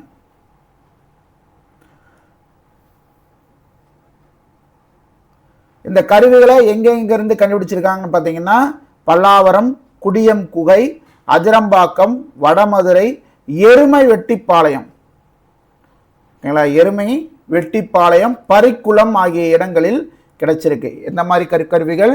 இந்த கைக்கோடாரிகள் நம்ம பார்த்தோம் இல்லைங்களா, கைக்கோடாரிகளும் பிளக்கும் கருவிகளும் எங்க கண்டுபிடிச்சிருக்காங்க? பல்லாவரம், குடியம் குகை, அதிரம்பாக்கம், வடமதுரை, எருமை வெட்டிப்பாளையம், பரிக்குளம், இந்த இடத்தெல்லாம் கண்டுபிடிச்சிருக்காங்க. எதற்காக இந்த கருவிகள் பயன்படுத்தப்பட்டது? வெட்டுவதற்கு, குத்துவதற்கு, தூண்டுவதற்கு பயன்படுத்தியிருக்காங்க. ஓகேங்களா, ஸோ வெட்டுவதற்கு எருமையை வெட்டியிருக்காங்க, வெட்டுவதற்கு எருமையை வெட்டியிருக்காங்க, தோண்டுவதற்கு தோண்டி குளத்தை அமைச்சிருக்காங்க. ஓகேங்களா, தோண்டி பரிக்குளம் பறித்து குளத்தை அமைச்சிருக்காங்க. வெட்டுவதற்கு அந்த ஆயுதத்தை என்ன பண்ணியிருக்காங்க? எருமையை வெட்டியிருக்காங்க. குத்துவதற்கு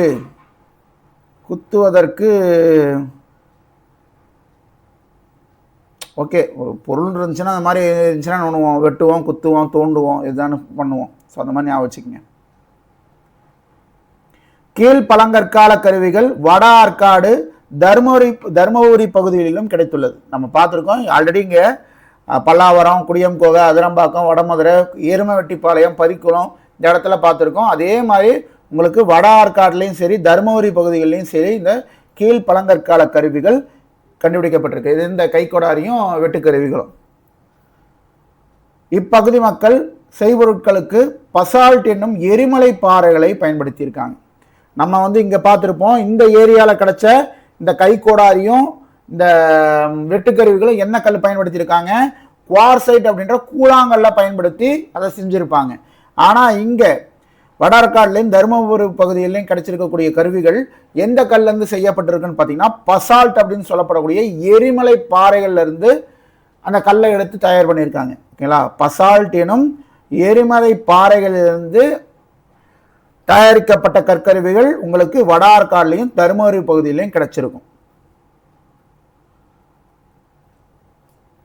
தமிழ்நாட்டுடைய தென்பகுதியிலையும் இலங்கையிலையும் வந்து பார்த்தீங்கன்னா உங்களுக்கு தமிழ்நாட்டுடைய வடபகுதியில் இந்த விஷயங்கள்லாம் கிடைச்சிருக்கு. ஓகேங்களா, ரொம்ப சிம்பிளாக வச்சுக்கோங்க. கீழ்பழங்கற்கால பண்பாட்டுடைய கருவிகள் அப்படின்றது உங்களுக்கு தமிழ்நாட்டுடைய வடபகுதியில் கிடைச்சிருக்கு. தமிழ்நாட்டுடைய தென்பகுதியில் இந்த கீழ்பழங்கற்கால கருவிகள் கண்டுபிடிக்கப்படவில்லை. ஓகேங்களா, கண்டுபிடிச்சதற்கான எந்த சான்றும் இல்லை. ஸோ அப்படியே கீழே போனோம் அப்படின்னா இலங்கையிலையும் வந்து பார்த்தீங்கன்னா இந்த கீழ்பழங்கற்கால பண்பாட்டிற்கான சான்றுகள் அப்படின்றது கிடைக்கல. ஓகேங்களா, ஸோ பழங்கற்கால பண்பாடு அப்படின்றது உங்களுக்கு தமிழ்நாட்டுடைய வடக்கு பகுதியில் அப்படின்னு ஞாபகம் வச்சுக்கங்களேன்.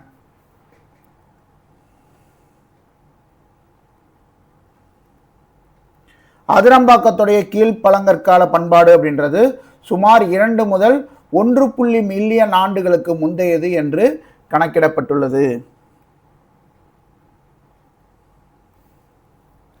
ஸோ கீழ்பழங்கற்கால பண்பாடு பார்த்துட்டோம். அடுத்தது இடைப்பழங்கற்கால பண்பாடு. தமிழ்நாட்டுடைய இடைப்பழங்கற்கால பண்பாடு என்னன்னு பார்ப்போம். ஸோ இக்காலகட்டத்துடைய கருவிகள் முந்தைய கட்டத்தோடு ஒப்பிடும்போது ரொம்ப சின்ன அளவில் இருந்திருக்கு. ஓகேங்களா, ஸோ நுண்ணியலாக இருந்திருக்குன்னு வைங்களேன். ரொம்ப ஸ்மார்ட்டாக யூஸ் பண்ணியிருப்பாங்க. ஓகேவா, ரொம்ப பெருசாக இல்லாமல் ரொம்ப சின்ன கருவிகளாக யூஸ் பண்ணி இருந்திருக்காங்க. தமிழ்நாட்டின் தென்பகுதியில் புதுப்பட்டி, தமிழ்நாட்டுடைய வடப்பகுதியில் நம்ம பார்த்துருப்போம். கீழ்பழங்கற்கால பண்பாடு அது எந்தெந்த இடத்துல இருந்துச்சு அப்படின்னு பார்த்துருப்போம். கீழ்பழங்கற்கால பண்பாடு அப்படின்றது தமிழ்நாட்டுடைய தென்பகுதியிலையும் இலங்கையிலையும் கிடைச்சதுக்கான சான்று இல்லை அப்படின்னு பார்த்துருப்போம். அப்போ என்ன பண்பாடு இங்கே தமிழ்நாட்டுடைய தென்பகுதிக்கு வருது? இடைப்பழங்கற்கால பண்பாடு தமிழ்நாட்டின் தென்பகுதிக்கு வருகிறது. தமிழ்நாட்டின் தென்பகுதியில் புதுப்பட்டி, சீவரக்கோட்டை, ஓகேங்களா, ஸோ தென்பகுதினாவே சீவரக்கோட்டை ஆகிய இடங்களில் மத்திய பழங்கற்கால கருவிகள் சேகரிக்கப்பட்டுள்ளன. அதே போல தஞ்சாவூர், அரியலூர் அருகிலும் இத்தகைய கருவிகள் கிடைத்துள்ளன. தமிழ்நாட்டுடைய தென்பகுதியிலும் அதே மாதிரி தஞ்சாவூர், அரியலூர் இடத்துலையும் வந்து பார்த்தீங்கன்னா இடைப்பழங்கற்கால பண்பாட்டுடைய கருவிகள் கிடைச்சிருக்கு. தமிழகத்தில் கிடைத்த நுண் கற்செதில்கள் சின்னதாக இருக்கு பாருங்க. இதை பார்த்தா நமக்கு ரோட்டில் நடக்கும்போது கீழே கிடக்கக்கூடிய கல் மாதிரி தான் தெரியுது. ஓகேங்களா, ஆனால் அது வந்து எத்தனை ஆண்டுகளுக்கு பழமையானது அப்படின்றது இந்த காஸ்மோஜெனிக் கதிர்வீச்சு மூலம் தான் கண்டறிவாங்க. இடைக்கற்காலத்தில் என்ன பண்ணியிருப்பாங்கன்னு பார்த்தீங்கன்னா வேட்டையாடி உணவு சேகரிப்போர் இருந்திருப்பாங்க. ஓகேங்களா, ஸோ அதனால தான் அதை பற்றிய சான்றுகள் அப்படின்றது சென்னையிலையும் வட ஆற்காடுலையும் தருமபுரி, சேலம், கோயம்புத்தூர், அரியலூர், புதுக்கோட்டை, மதுரை, சிவகங்கை, திருநெல்வேலி, கன்னியாகுமரி ஆகிய இடங்களில் கிடைத்துள்ளன. ஸோ இடைக்கற்காலத்துடைய இதுதான் பண்பாடு தான் வந்து பார்த்திங்கன்னா தமிழ்நாட்டில் நிறைய பகுதிகளில் பரவி இருந்திருக்கிறத நம்ம பார்க்க முடியுது. எங்கெங்கே? சென்னை, வட ஆற்காடு, தருமபுரி, சேலம், கோயம்புத்தூர், அரியலூர், புதுக்கோட்டை, மதுரை, சிவகங்கை, திருநெல்வேலி, கன்னியாகுமரி, இந்த மாதிரி நிறைய இடத்துல இடைக்கற்காலத்துடைய பண்பாடு அப்படின்றது பரவி இருந்திருக்கு. தூத்துக்குடி அருகே உள்ள தேரி பகுதிகள், தேரி அப்படின்றது உங்களுக்கு செம்மணல் இருக்கு இல்லைங்களா, அதோடைய குன்றுகள் தான் வந்து பார்த்தீங்கன்னா தேரி அப்படின்னு சொல்லுவாங்க. தூத்துக்குடி அருகே உள்ள தேரி பகுதிகளில் இடைக்கற்கால கற்கருவிகள் பல கிடைத்துள்ளன. இப்பகுதியில் உள்ள சிவப்பு மணல், செம்மணல் சொல்றோம் இல்லையா, சிவப்பு மணல் குன்றுகள் உள்ள பகுதி தேரி என்று அழைக்கப்படும்.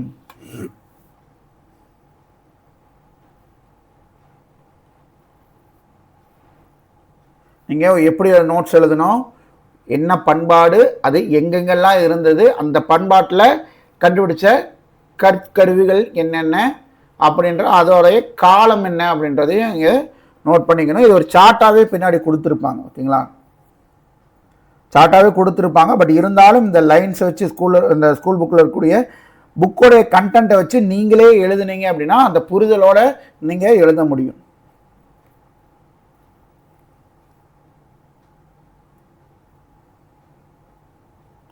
ஓகே, ஸோ கடைசியாக புதிய கற்கால பண்பாடு. இவங்க என்ன பண்ணுறாங்க, அந்த புதிய கற்கால பண்பாட்டில் தான் வந்து பார்த்திங்கன்னா விலங்குகளை பழக்கப்படுத்தி வேளாண்மை செய்த பண்பாடு புதிய கற்கால பண்பாடு. விலங்குகளை பழக்கப்படுத்தி தன்னுடைய உணவுக்காக வேளாண்மை செய்ய வேண்டிய அந்த தேவைக்காக வந்து பார்த்திங்கன்னா விலங்குகளை பயன்படுத்துகிறாங்க. கால்நடை மேய்த்தல் அப்படின்றது அவங்களுடைய முக்கியமான தொழிலாக இருந்திருக்கு. மட்பாண்டங்களை செய்த முதல் மனிதர்கள் எந்த பண்பாட்டை சார்ந்தவர்கள் பார்த்தீங்கன்னா புதிய கற்கால பண்பாட்டை சார்ந்தவர்களாக தான் இருந்திருக்க வேண்டும். ஓகேங்களா. ஸோ மட்பாண்டம் அப்படின்னாவே யாரு? புதிய கற்காலம். ஓகேங்களா. மட்பாண்டம் புதிய கற்காலம் நல்லா ஞாபகம் வச்சுங்க. அதற்கு முன்னாடிலாம் கிடையாது. மட்பாண்டம் அப்படின்னாவே புதிய கற்கால மனிதர்கள் தான் அதை உருவாக்கி இருக்கணும். மட்பாண்டங்களை சுடுவதற்கு முன்னால் அவற்றை கூழாங்கற்களை கொண்டு மெருகேற்றி இருக்கக்கூடும். ஓகேங்களா. ஸோ மெருகிடுதல், பர்னிஷிங் சொல்லப்படக்கூடிய அந்த மெருகிடுதல் கூழாங்கற்களை வச்சு செஞ்சுருப்பாங்க. சுடுறதுக்கு முன்னாடி மண்ணை வந்து மட்பாண்டம் சூளையில் வச்சு சுடுவாங்க இல்லையா, அந்த வேலைக்கு முன்னாடி கூழாங்கற்களை வைத்து அதை தேய்த்து மெருகிடக்கூடிய வேலையை புதிய கற்கால பண்பாட்டு அந்த காலத்தில் வாழ்ந்த மனிதர்கள் செஞ்சுருப்பாங்க. தமிழகத்தின் வேலூர் மாவட்டத்தில் பையம்பள்ளி என்ற ஊர் உள்ளது. ஓகேங்களா. ஸோ பையம்பள்ளி அப்படின்றது இப்போ திருப்பத்தூர் மாவட்டத்தில் இருக்கும். அப்போ வந்து பார்த்திங்கன்னா வேலூர் மாவட்டத்தில், தமிழகத்தின் வேலூர் மாவட்டத்தில் பையம்பள்ளி என்ற ஊர் உள்ளது. இங்கு இந்திய அரசின் தொல்லியல் துறை அகழாய்வு செய்துள்ளது. தமிழகத்தின் முதலில் மட்பாண்டங்களும் வேளாண்மை செய்ததற்கான சான்றும் கிடைத்த பகுதி எது? இந்த பையம்பள்ளி தான். ஓகேங்களா. மட்பாண்டங்களும் வேளாண்மை செஞ்சுதான் இந்த வாழ்க்கை முறையை அவங்க செஞ்சுருக்காங்க. ஓகேங்களா. உணவுக்காக வேளாண்மை செஞ்சுருக்காங்க அப்படின்ற விஷயம் எங்கிருந்து நமக்கு தெரிய வருது? பையம்பள்ளி, வேலூர் மாவட்டத்தில் உள்ள பையம்பள்ளியில் செஞ்ச அந்த அகழாய்வின் மூலம்தான் தெரிய வருது. இங்கு கேழ்வரகு, கொள்ளு, பச்சை பயிறு ஆகிய தானியங்கள் கிடைச்சிருக்கு. 10,000 வருஷத்துக்கு முன்னாடியே பார்த்துருப்போம். கோதுமை, பார்லி, பட்டாணி எல்லாமே விளைச்சிருக்காங்க அப்படின்னு பார்த்துருப்போம். இந்த தமிழகத்தை பொறுத்த வரைக்கும் பார்த்தீங்க அப்படின்னா கேழ்வரகு, கொள்ளு, பச்சை பயிறு ஆகிய தானியங்கள் பயிரிடப்பட்டிருக்கின்றன. இங்கே வேளாண்மை செய்யப்பட்டிருக்கு அப்படின்ற அந்த சான்று நமக்கு எங்கேருந்து கிடைச்சது? வேலூர் மாவட்டம் பையம்பள்ளியில் இருந்து. மட்பாண்டம் செஞ்சதுக்கான சான்றும் இங்கே தான் நமக்கு கிடைக்கிது. அடுத்தது வந்து பார்த்தீங்கன்னா இரும்பு காலம், பெருங்கற்காலம் என சொல்லப்படக்கூடிய இரும்பு காலம். சங்க காலத்திற்கு முந்தைய காலம். இந்த இரும்பு காலம் அப்படின்றது சங்க காலத்திற்கு முந்தைய காலம். இரும்பு காலம் நல்ல பண்பாட்டு வளர்ச்சி உருவான காலகட்டம். இக்காலத்தில் தான் சங்க காலத்திற்கான அடித்தளம் அப்படின்றது அமைக்கப்படுது. ஓகேங்களா. ஜஸ்ட் பிஃபோர் சங்க காலத்தில் தான் நம்ம ரொம்ப கிளியராக இருப்போம். சங்க காலத்துக்கும் ஜஸ்ட் பிஃபோர் இந்த இரும்பு காலம். ஸோ இந்த சார்ட்டில் ரொம்ப கிறிஸ்பாக கொடுத்துருப்பாங்க பாருங்கள். பழங்கற்காலம் அப்படின்றது 20 லட்சம் ஆண்டுகள் முன்பு முதல் கிமு 8000 ஆண்டு முன்பு வரை. ஓகேங்களா. ஸோ இது எல்லாமே கிமு. ஸோ இவங்க வந்து யூஸ் பண்ண கருவிகள் என்ன? கைக்கோடாரி, வெட்டுக்கருவி. இவங்களுடைய உணவு அப்படின்றது எப்படி பண்ணிடுறாங்க? வேட்டையாடுதல், விலங்குகளை வேட்டையாடுதல் மூலமும் உணவு சேகரித்தலை மூலமும் வந்து பார்த்திங்கன்னா அவங்களுடைய வயிற்று பசி அப்படின்றது தீர்க்கிறாங்க. இடைக்கற்காலம். இடைக்கற்காலம் அப்படின்றது கிமு 8000 கிமு 1300 வரை. இவங்க வந்து பார்த்திங்கன்னா அந்த சின்ன கருவிகள் நம்ம சொன்னோம் இல்லையா, நுண் கற்கருவிகள், இவங்க தான் அந்த செதில்கள்னு சொல்லப்படக்கூடிய நுண் கற்கருவிகள் வந்து இந்த காலத்திலாம் செய்கிறாங்க. இவங்க வந்து பார்த்திங்கன்னா தாவர உணவுகளை சேகரிக்கிறாங்க, விலங்குகளையும் பறவைகளையும் வேட்டையாடி இருக்காங்க. உலோகம் பற்றி இவங்களுக்கு தெரியாது. ஓகேங்களா. உலோகம் பற்றி தெரியாது யாருக்கு? இடைக்கற்கால பண்பாட்டில் வாழ்ந்த மனிதர்களுக்கு உலோகம் பற்றி தெரியாது. புதிய கற்காலம். புதிய கற்காலத்தில் தான் விவசாயம் பண்ணுறாங்க, விலங்குகளை பழக்கப்படுத்தி விவசாயம் பண்ணுறாங்க. ஸோ இவங்க வாழ்ந்த காலம் அப்படின்றது கிமு 2000 முதல் கிமு 1000 வரை. 2000 1000 வரை இவங்க என்ன பண்ணுறாங்க? மெருகேற்றப்பட்ட கற்கோடாரிகள் யூஸ் பண்ணுறாங்க, நுண் கற்கருவிகள் யூஸ் பண்ணுறாங்க, விலங்குகளை பயன்படுத்தி பழக்கப்படுத்தி வேளாண்மை செய்கிறாங்க, பயிர்றாங்க. என்னென்ன பயிரிட்டாங்க? கேழ்வரகு பார்த்துருப்போம், கேழ்வரகு, கொள்ளு, பச்சை பயிறு, இந்த மாதிரி தானியங்கள்லாம் பயிரிட்டிருப்பாங்க. குழுக்களின் பெருக்கம். ஒரு குழுவாக வந்து பார்த்தீங்கன்னா ஃபார்ம் ஆகி வந்து இருந்திருப்பாங்க. வேட்டையாடுவோர், உணவு சேகரிப்போர், மேய்ச்சல் சமூகத்தினர் அப்படின்ட்டு இந்த குழுக்கள் பிரிஞ்சிருக்கு. ஓகேங்களா. வேட்டையாடுவோர்லாம் ஒரு குழு, உணவு சேகரிப்போர் அப்படின்றவங்க ஒரு குழு, மேய்ச்சல் சமூகத்தினர் இந்த கால்நடைகளை மேய்ச்சல் பண்ணுறாங்களே இல்லை, ஸோ அவங்கெல்லாம் ஒரு குழு அப்படின்ட்டு பல்வேறு இந்த மாதிரி குழுக்கள் அப்படின்றது இருந்திருக்கு. இரும்பு காலம் அப்படின்றது உங்களுக்கு 1300 கிமு 300 வரை, அதாவது சங்க காலத்துக்கு ஜஸ்ட் பிஃபோர்னு சொன்னோம் இல்லையா, அதுதான் இரும்பு காலம் அப்படின்றது கிமு 1300 கிமு 300 வரை. பெருங்கற்கால ஈமச்சடங்கு முறையை ஃபாலோ பண்ணியிருப்பாங்க. ஓகேங்களா. ஸோ ஈமச்சடங்கு முறை அப்படின்றது என்ன, இந்த மாதிரி இந்த கல்லை வச்சு இது பண்ணுறது, நடுகள் வைக்கிறது, ஸோ இந்த மாதிரி விஷயங்கள்லாம் இந்த பெருங்கற்கால ஈமச்சடங்கு முறையில் இருந்திருக்கும். உணவு சேகரிப்போரும் மேய்ச்சல் சமூகத்தினரும் ஒரே சமயத்தில் வாழ்தல். கிட்டத்தட்ட நம்ம அதற்கு முன்னாடியே இதுதான் பார்த்துருப்போம். குழுவாக பிரிஞ்சு இருந்திருப்பாங்க. இங்கே அதே தான், ஒரே சமயத்தில் வாழ்தல். குழு தலைவர் உருவாதல். கிட்டத்தட்ட ஒரு அரசியல் அப்படின்றது உள்ள நுழையுது. குழு தலைவர், ஏன்னா ஒரு குழுவாக இருந்தவங்க அவங்களுக்குன்ட்டு ஒரு தலைவர் அப்படின்றது வராங்கனாவே அங்கே அரசியல் அப்படின்றது உள்ள நுழையுதுன்னு தான் அர்த்தம். அப்போ குழு தலைவர் உருவாதல். இரும்பின் பயன்பாடு பற்றி அறிந்து கொள்ளுதல். ஏன்னா அதை வச்சு தான் பார்த்தீங்கன்னா உங்களுக்கு இந்த வாள், கத்தி, ஆணி, இந்த மாதிரி விஷயங்கள்லாம், குத்துவாள், இதெல்லாமே செய்கிறது. கருப்பு சிவப்பு மட்பாண்டங்கள் நம்ம பார்த்துருப்போம் இல்லைங்களா. வேலூர் மாவட்டம் கருப்பு சிவப்பு மட்பாண்டங்கள், கருப்பு மட்பாண்டங்கள் உருவாக்குதல். கைவினைத் திறன்களில் சிறப்பு நிபுணர்கள் உருவாகுறது இந்த இரும்பு காலத்தில். ஓகேங்களா. ஸோ அந்த மாதிரி சிறப்பு நிபுணர்கள் என்ன சொல்கிறாங்க, குயவர்கள், கொல்லர்கள் அப்படின்னு சொல்கிறாங்க. பண்டைய வரலாறு மற்றும் சங்ககாலம் அப்படின்றது எப்போ, கிமு 300 கிபி 300 வரைக்கும் பண்டைய வரலாற்று மற்றும் சங்ககாலம். ஸோ இது பார்த்திங்கன்னா இரும்பு கால மரபுகளோடு சேர சோழ பாண்டிய மன்னர்களின் வளர்ச்சி, வீரர்களை வழிபடுதல், இலக்கியம் மரபு, கடல் வழி வணிகம். ஸோ இதற்கான சான்றுகள் நம்மக்கிட்ட இருக்குது. ஓகேங்களா. ஸோ நம்ம இது ஆல்ரெடி நம்ம படிச்சுட்டு இருக்கக்கூடிய விஷயம் தான். சேர சோழ பாண்டியர்களுடைய மன்னர்களுடைய வளர்ச்சி, அவங்களுடைய போர் புரிகிறது, வீரர்களை வழிபடுறது, ஸோ இது பண்ண இறந்தவங்களுக்கு பார்த்திங்கன்னா நடுகள் நடுறது, இலக்கிய மரபு, அவங்க கடல் வழி பார்த்திங்கன்னா மற்ற நாடுகளுடைய எப்படி வாணிகம் செஞ்சாங்க, இது எல்லாமே நமக்கு பண்டைய வரலாறு மற்றும் சங்க காலத்தில் நம்ம படிக்கக்கூடிய தகவல்கள் தான். நம்ம சொல்லுவோம் இல்லைங்களா, லெமோரியா கண்டம்னு ஒன்று இருந்துச்சு. ஏன்னா தமிழ் அப்படின்றது உங்களுக்கு லெமோரியா கண்டத்தில் தோன்றியது தான் அப்படின்னு சொல்லுவாங்க. அந்த லெமோரியா கண்டம் அப்படின்றது கன்னியாகுமரியோடைய ஒரு சில பகுதிகளை இணைச்சோம். அதே மாதிரி இலங்கையுடைய ஒரு சில பகுதிகளும் இணைச்சி ஒரு நிலப்பகுதியாகவே இருந்திருக்கும். அது பார்த்திங்கன்னா கடலால் பார்த்திங்கன்னா மூழ்கடிக்கப்பட்டுச்சு. ஸோ அங்கே வாழ்ந்த மன்னர்கள் தான் தமிழிடம் சேர்ந்தவர்கள் அப்படின்ற மாதிரி படிச்சிருப்போம். ஓகேங்களா. மூழ்கிய லெமூரியா கண்டத்தில் தமிழர்கள் தோன்றியதாக கருதுகின்றனர். கிமு 5000க்கு முன் இலங்கையின் சில பகுதிகளும் தமிழ்நாடும் நிலத்தால் இணைக்கப்பட்டிருந்தன. தென்னிந்திய பகுதிகளில் இடைக்கற்காலம் முதல் புதிய கற்காலம் வரை மனித இனம் குறிப்பிட்ட எண்ணிக்கையில் தொடர்ந்து வாழ்ந்திருப்பதற்கான சான்றுகளை அகழ்வாய்வுகள் வெளிப்படுத்துகின்றன. அதாவது தமிழகத்துடைய தென்னிந்திய பகுதிகள் பார்த்திங்கன்னா இடைக்கற்காலம் முதல் புதிய கற்காலம் வரை மனித இனம் குறிப்பிட்ட எண்ணிக்கையில் தொடர்ந்து வாழ்ந்திருக்கக்கூடிய, ஒரு கேப் இல்லாமல் தொடர்ந்து வாழ்ந்திருக்கக்கூடிய சான்றுகள் அப்படின்றது கிடைச்சிருக்கு.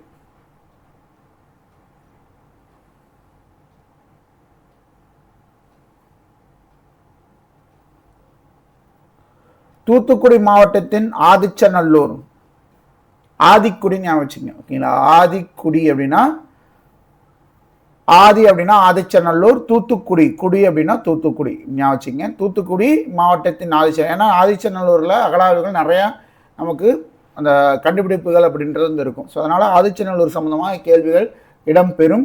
ஸோ அப்போ ஆதிச்சநல்லூர் அப்படின்றது எந்த மாவட்டத்தில் இருக்குது, தூத்துக்குடி மாவட்டத்தில் இருக்குது. அதனால் அதை ஞாபகம் வச்சுக்கிறதுக்கு ஆதிக்குடி அப்படின்றது ஞாபகம் வச்சுக்கங்க. ஓகேங்களா. தூத்துக்குடி மாவட்டத்தின் ஆதிச்சநல்லூர், மதுராந்தகத்திற்கு அருகிலுள்ள சானூர், புதுக்கோட்டைக்கு அருகிலுள்ள சித்தன்னவாசல் குகை ஓவியங்கள் நம்ம கேள்விப்பட்டிருப்போம் இல்லைங்களா, ரொம்ப ஃபேமஸ் சித்தன்னவாசல் குகை ஓவியங்கள்.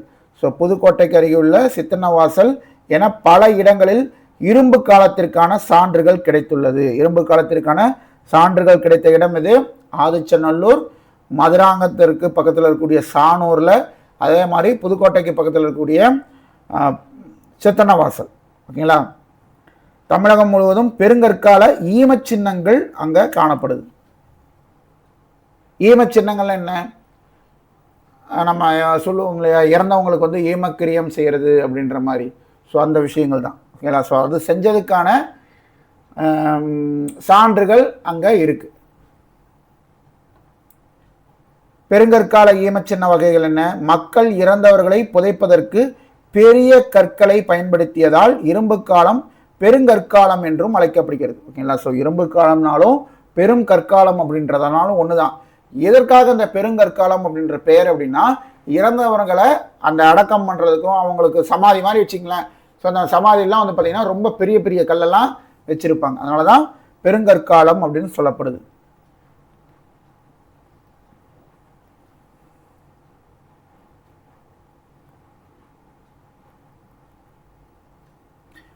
நம்ம பல்லாவரத்தில் வந்து சென்னை பல்லாவரத்தில் வந்து இந்தியாவுடைய முதல் பழங்கற்கால கருவியை வந்து கண்டுபிடிச்சாருன்னு பார்த்தோம் இல்லைங்களா? இதுதான் அந்த பழங்கற்கால கருவி. யார் கண்டுபிடிச்சாரு? இங்கிலாந்துடைய நிலவியலாளர் சர் ராபர்ட் ப்ரூஸ் பூட் அப்படின்றவர் தான் கண்டுபிடிச்சிருப்பார். எப்போ? 1863. குடியம் குகை, சென்னைக்கு பக்கத்தில் இருக்கக்கூடிய குடியம் குகை இதுதான்.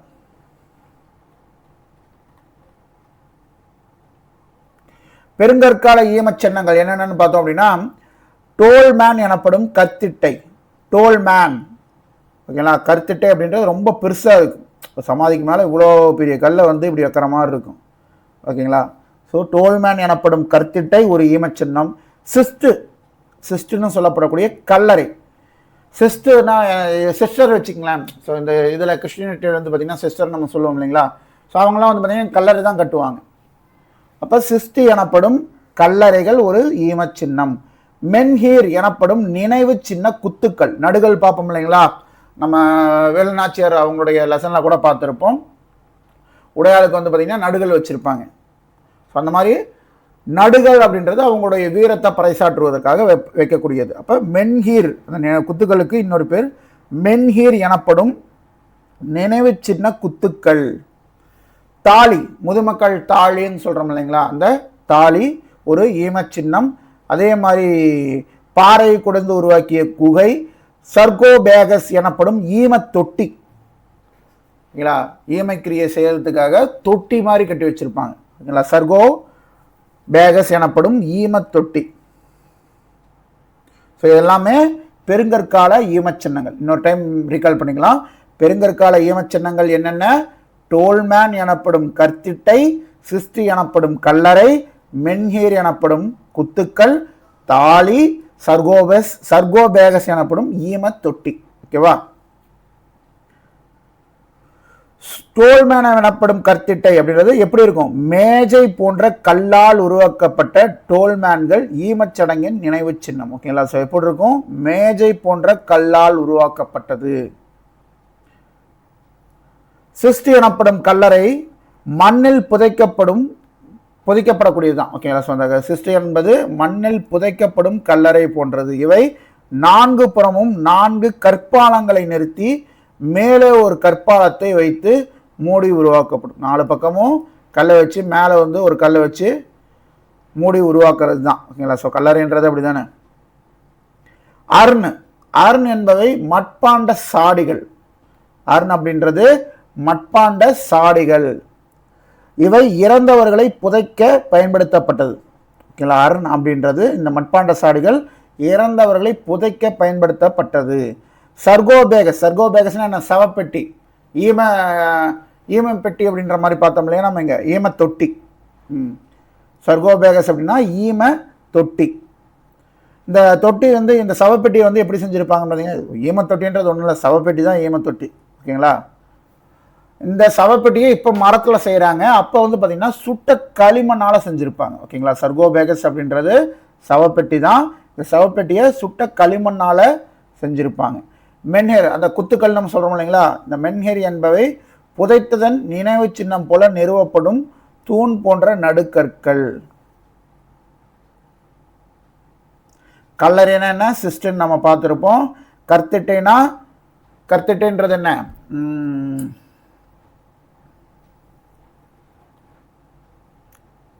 டோல்மேன். ரைட். கற்திட்டை அப்படின்றது டோல்மேன். நல்லா ஞாபகம் வச்சுங்க. டோல்மேன் அப்படின்னா கற்திட்டை, சிஸ்ட் அப்படின்னா கல்லறை, மென்ஹீர்னா வந்து குத்துக்கள், அப்புறம் தாலி, அப்புறம் சர்கோபேகஸ் அப்படின்னா உங்களுக்கு சவப்பெட்டி. ஓகேவா? ஸோ இந்த கல்லறையிலையும் டோல்மேன்லையும் வந்து என்ன பண்ணுறாங்கன்னு பார்த்தீங்கன்னா போர்ட் ஹோல் அப்படின்றது ஒன்று போடுறாங்க. ஓகேங்களா, போர்ட் ஹோல்னா என்ன, ஓட்டை. ஓகேங்களா, இந்த ஓட்டை எதுக்கு போடுறாங்க அப்படின்னா அந்த ஓட்டை வழியாக அந்த இறந்தவர்களுடைய ஆன்மா வந்து போகும் அப்படின்றது அவங்களுடைய நம்பிக்கையாக இருந்திருக்கு. நடுகற்கள் நான் சொன்ன மாதிரி இந்த நடுகற்கள் அப்படின்றது இரும்பு காலத்தில் வீரர்களுக்காக கட்டப்பட்டு இருக்கலாம். ஏன்னா நடுகற்கள் அவங்களுடைய வீரத்தை வந்து பறைசாற்றும் விதமாக வைக்கப்படுறது தான். பெருங்கற்கால இடங்களான தூத்துக்குடி மாவட்டத்தில் அமைந்துள்ள ஆதிச்சநல்லூரிலும் பழனிக்கு அருகே உள்ள பொருந்தலிலும் ஈம சின்னங்களுக்குள் நெல்லை வைத்து புதைத்ததற்கான சான்றுகள் இருக்கு. ஓகேவா, நெல்லை வச்சு புதைச்சிருக்காங்க அப்படின்றது அப்ப நெல் அப்படின்றது விளைவிக்கப்பட்டு இருக்கிறதுக்கான சான்றுகள் நமக்கு கிடைக்குது. ஓகேவா, எங்க தூத்துக்குடி மாவட்டத்தில் உள்ள ஆதிச்சநல்லூர்லையும் சரி, பழனிக்கு அருகே இருக்கக்கூடிய பொருந்தலிலும் சரி, இந்த ரெண்டுலையுமே ஈம சின்னங்கள் கண்டுபிடிச்சிருக்காங்க இல்லையா, அதுல வந்து பாத்தீங்க அப்படின்னா இறந்தவர்களுடைய உடலை நெல்லை வச்சு கூட நெல்லையும் வச்சு புதைச்சிருக்காங்க அப்படின்றது தெரிய வருது. ஸோ நெல் புதைச்சிருக்கான சான்று வந்து இங்க கிடைச்சிருக்கா, அதே மாதிரி நெல் மற்றும் பிற தானியங்களுடைய உமி எங்க கிடைச்சிருக்கு அப்படின்றதை நம்ம பின்னாடி பார்ப்போம். இதுதான் அந்த குத்துக்கள், வீரர்களுக்காக வைக்கப்படக்கூடிய அந்த நினைவு தூண் குத்துக்கள், மென்ஹீர் எனப்படும் நெடுங்கல் குத்துக்கள். மூடியுள்ள தாலி ஆதிச்சநல்லூர்ல இருக்கக்கூடியது. கல்வட்டமும் நெடுங்கல்லும் எங்க கண்டுபிடிச்சிருக்காங்க, கொடுமணல், ஈரோடு மாவட்டத்தில் இருக்கக்கூடிய கொடுமணல், காவிரி ஆற்றின் கரை அருகே வந்து இருக்கும். ஓகேங்களா, ஈமத்தொட்டி சர்கோபேகஸ் அப்படின்னு சொல்றோம் இல்லைங்களா, அந்த ஈமத்தொட்டி சவத் பெட்டி இதுதான். கர்த்திட்டை டோல்மேன் அப்படின்னு சொல்லப்படக்கூடிய கர்த்திட்டை, இங்க பாருங்க 4 கல் வச்சிருக்காங்க, ஓட்டை போட்டிருக்காங்க பாருங்க. இதுதான் இந்த போர்ட் ஹோல்னு பார்த்தோம் இல்லையா, இது வழியாக தான் அந்த ஆன்மா அப்படின்றது வந்து செல்லும் அப்படின்றதுக்காக. இதே மாதிரி தான் கர்த்திட்டையிலையும் சரி, சிஸ்ட் அப்படின்னு சொல்லப்படக்கூடிய கல்லறியிலையும் சரி அந்த போர்ட் ஹோல் அப்படின்றது இருக்குன்றாங்க இல்லையா, பாருங்க அந்த ஹோல் இருக்கா. இது வழியாக அந்த ஆன்மா அப்படின்றது சென்று வரும். கற்பலகைகள் கொண்டு உருவாக்கப்பட்ட கல்லறை இது எங்க இருக்கு, கொடுமணல்ல கண்டறிஞ்சிருக்காங்க. அதே மாதிரி கேரளாவில் வந்து பார்த்தீங்கன்னா கொடக்கல், குடைக்கல், தொப்பிக்கல், பத்திக்கல் அப்படின்றதுலாம் இந்த ஈம சின்னங்களா பார்க்கப்படுது. கருப்பு சிவப்பு பானை ஓடுகள் ஆதிச்சநல்லூர், கருப்பு சிவப்பு பானை ஓடுகள் ஆதிச்சநல்லூர்ல கண்டறியப்பட்டிருக்கு. இது பாருங்க அந்த இரும்பு, ஓகேங்களா, இரும்பு வாளும் அந்த கை குத்துறதுக்கு வச்சிருப்பாங்க இல்லைங்களா, அது குத்துவாள். ஓகேங்களா, குத்துவாள், இது இரும்பு வாளும் கத்தியும். இது எங்க கண்டறிஞ்சிருக்காங்க, ஆதிச்சநல்லூர்ல. அதே மாதிரி புதுச்சேரியில் ஆரோவில் வந்து பார்த்தீங்கன்னா வெண்கல கிண்ணம், ஈம சின்னங்களில் கிடைத்த வெண்கல கிண்ணம் இது.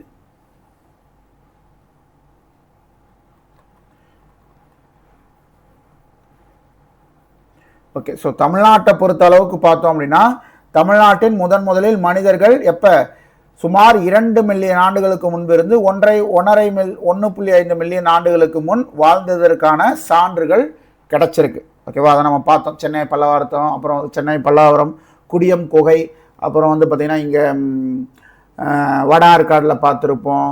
அதுக்கப்புறம் வந்து பார்த்திங்கன்னா இங்கே ஆதிச்சநல்லூர், ஸோ இந்த மாதிரி பகுதிகள் எல்லாமே வந்து பார்த்திங்கன்னா இதற்கான சான்றுகள் அப்படின்றது கிடைச்சிருக்கு அப்படின்னு நம்ம பார்த்துருக்கோம். இடைக்கற்கால மக்கள் தமிழ்நாட்டின் எல்லா பகுதிகளிலும் வாழ்ந்திருக்கிறார்கள். புதிய கற்கால சான்றுகள் தமிழகத்தின் வடமேற்கு பகுதியில் கிடைக்கிறது. அவ்வளோதான், இந்த பாடம் முடிவடையுது.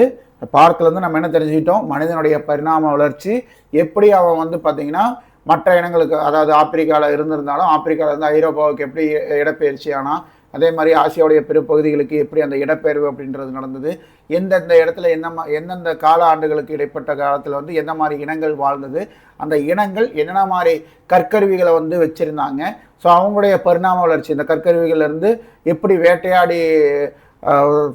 வேட்டையாடி வந்து வாழ்ந்தாங்க, அதே மாதிரி வந்து பார்த்திங்கன்னா உணவு சேகரித்து வாழ்ந்தாங்க, அதற்கப்புறம் வந்த இனம் அப்படின்றது உங்களுக்கு விலங்குகளை பழக்கப்படுத்தி எப்படி வேளாண்மை செஞ்சாங்க, அதற்கப்புறம் தமிழகத்தில் வந்து பார்த்திங்கன்னா எந்த மாதிரி விஷயங்கள் கற்கருவிகள் கண்டுபிடிக்கப்பட்டிருக்கு, எங்கே வந்து பார்த்திங்கன்னா முதுமக்கள் தாலி கண்டுபிடிக்கப்பட்டிருக்கு.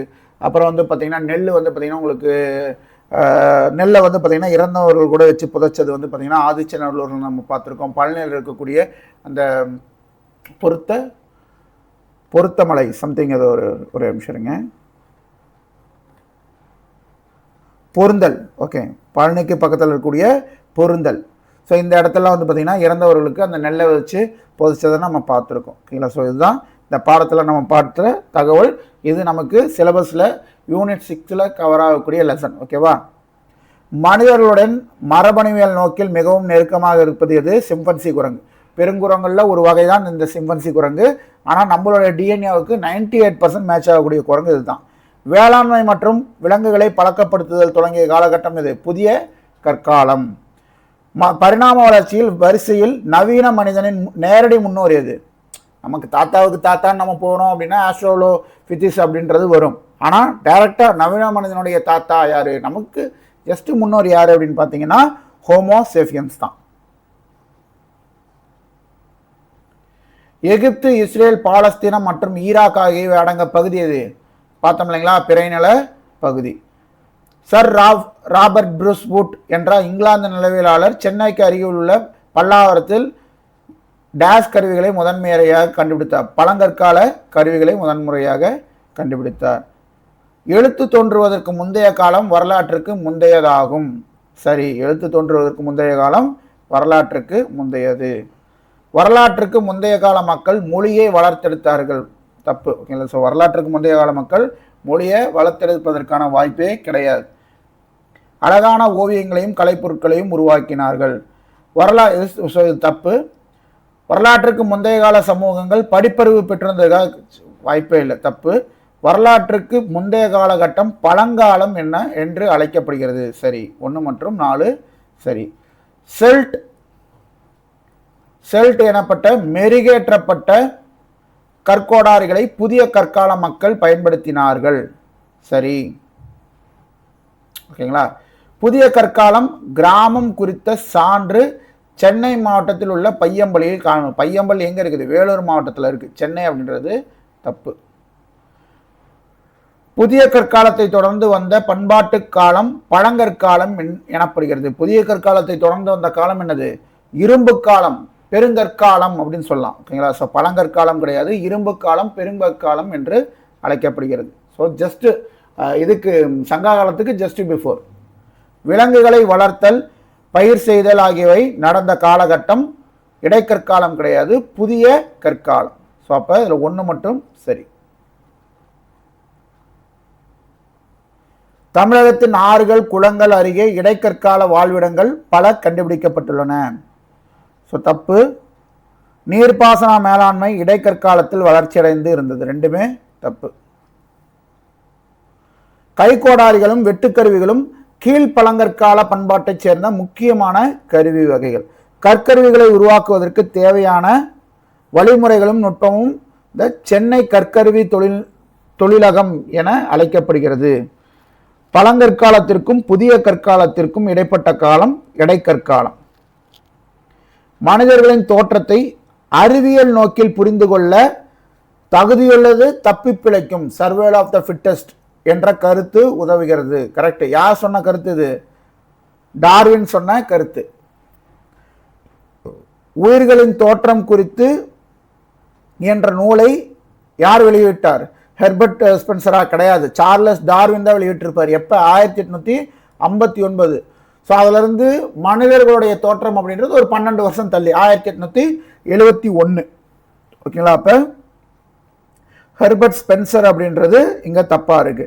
உயிரியல் பரிணாம வளர்ச்சி குறித்த யாருடைய கோட்பாடு? ஹெர்பர்ட் ஸ்பென்சருடைய கோட்பாடு. உயிரியல் பரிணாம வளர்ச்சி குறித்த அவருடைய கோட்பாடு இயற்கை தேர்வு என்ற வழிமுறையுடன் தொடர்புடையது. இயற்கை தேர்வு அப்படின்றது டார்வினுடைய கோட்பாடு, உயிரியல் பரிணாம வளர்ச்சி அப்படின்றது ஹெர்பர்ட் ஸ்பென்சருடைய கோட்பாடு. ஓகேங்களா? ஸோ அப்போ இந்த ஸ்டேட்மெண்ட் தப்பாக இருக்கு. கல் தொழில்நுட்பம் குறித்து ஆராய்வது தொல்லியல். ஓகேங்களா? நிலவியல் அப்படின்றது கிடையாது. குரங்கினங்களில் உராங்குட்டான் மனித மரபுக்கு மிக நெருக்கமான குரங்கினம். தப்பு. உராங்குட்டான் கிடையாது. சிம்பன்சி தான். ஓகேங்களா? ஸோ சிம்பன்சி தான், அது உராங்குட்டானும் கிடையாது, கொரில்லாவும் கிடையாது. சிம்பன்சி தான் 98% மனித மரபணுக்கு ரொம்ப நெருக்கத்தில் இருக்கக்கூடிய குரங்கினம். மனிதர்களின் முன்னோர்களை ஹோமினின் என்கிறோம். ஆமாம், மனிதர்களின் முன்னோர்களை ஹோமினின்னு சொல்கிறோம். அதே மாதிரி குரங்கினங்களுடைய இதை வந்து பார்த்தீங்கன்னா ஹோமினிட் அப்படின்னு சொல்கிறோம். ஓகேங்களா? இன்னு அப்படின்னா மனிதன், இட்டுனா குரங்குன்னு சொல்லியிருப்பேன். ஓகேங்களா?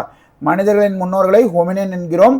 அவர்களின் தோற்றம் குறித்த சான்றுகள் எங்கே கிடைச்சிருக்கு? ஆப்பிரிக்காவில் கிடைச்சிருக்கு.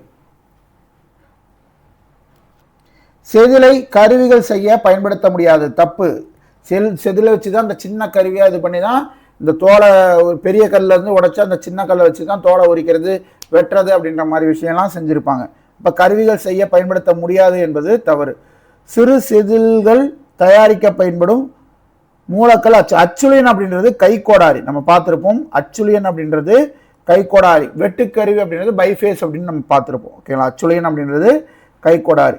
அப்போ சிறு செதில்களை தயாரிக்க பயன்படும் கல் எது? மூலக்கல் தான். ஓகேங்களா? அச்சுலியன் அதற்கு பேர் கிடையாது. பழங்கால மானுடவியல், மனித இன முன்னோர்கள் குறித்த ஆய்வு தான் மானுடவியல், மானுடவியல் அப்படின்னு சொல்றது. கோடாரி கருவிகள் என்னன்னு சொல்லுவோம்? கோடாரி கருவிகளை அச்சுலியன்னு சொல்லுவோம். கல்லிலும் எலும்பிலும் காணப்பட்ட உருவங்கள் என்ன? பெண் தெய்வ சிலைகள், வீனஸ் அப்படின்னு சொல்லப்படக்கூடிய பெண் தெய்வ சிலைகள். செம்மணல் மேடுகள், செம்மணல் மேடுகள் என்னன்னு சொல்லுவோம்? சிவப்பு மணல் மேடுகள், தேரி பார்த்தோம் இல்லையா? தேரி அப்படின்னு சொல்லுவோம். சிறு அளவிலான கல்லாலான செய்பொருட்கள் நுண் கற்காலம். அவ்வளோதான், இதோட இந்த பாடம் முடிவடையுது. மீண்டும் இன்னொரு கிளாஸ்ல சந்திக்கலாம். நன்றி, வணக்கம்.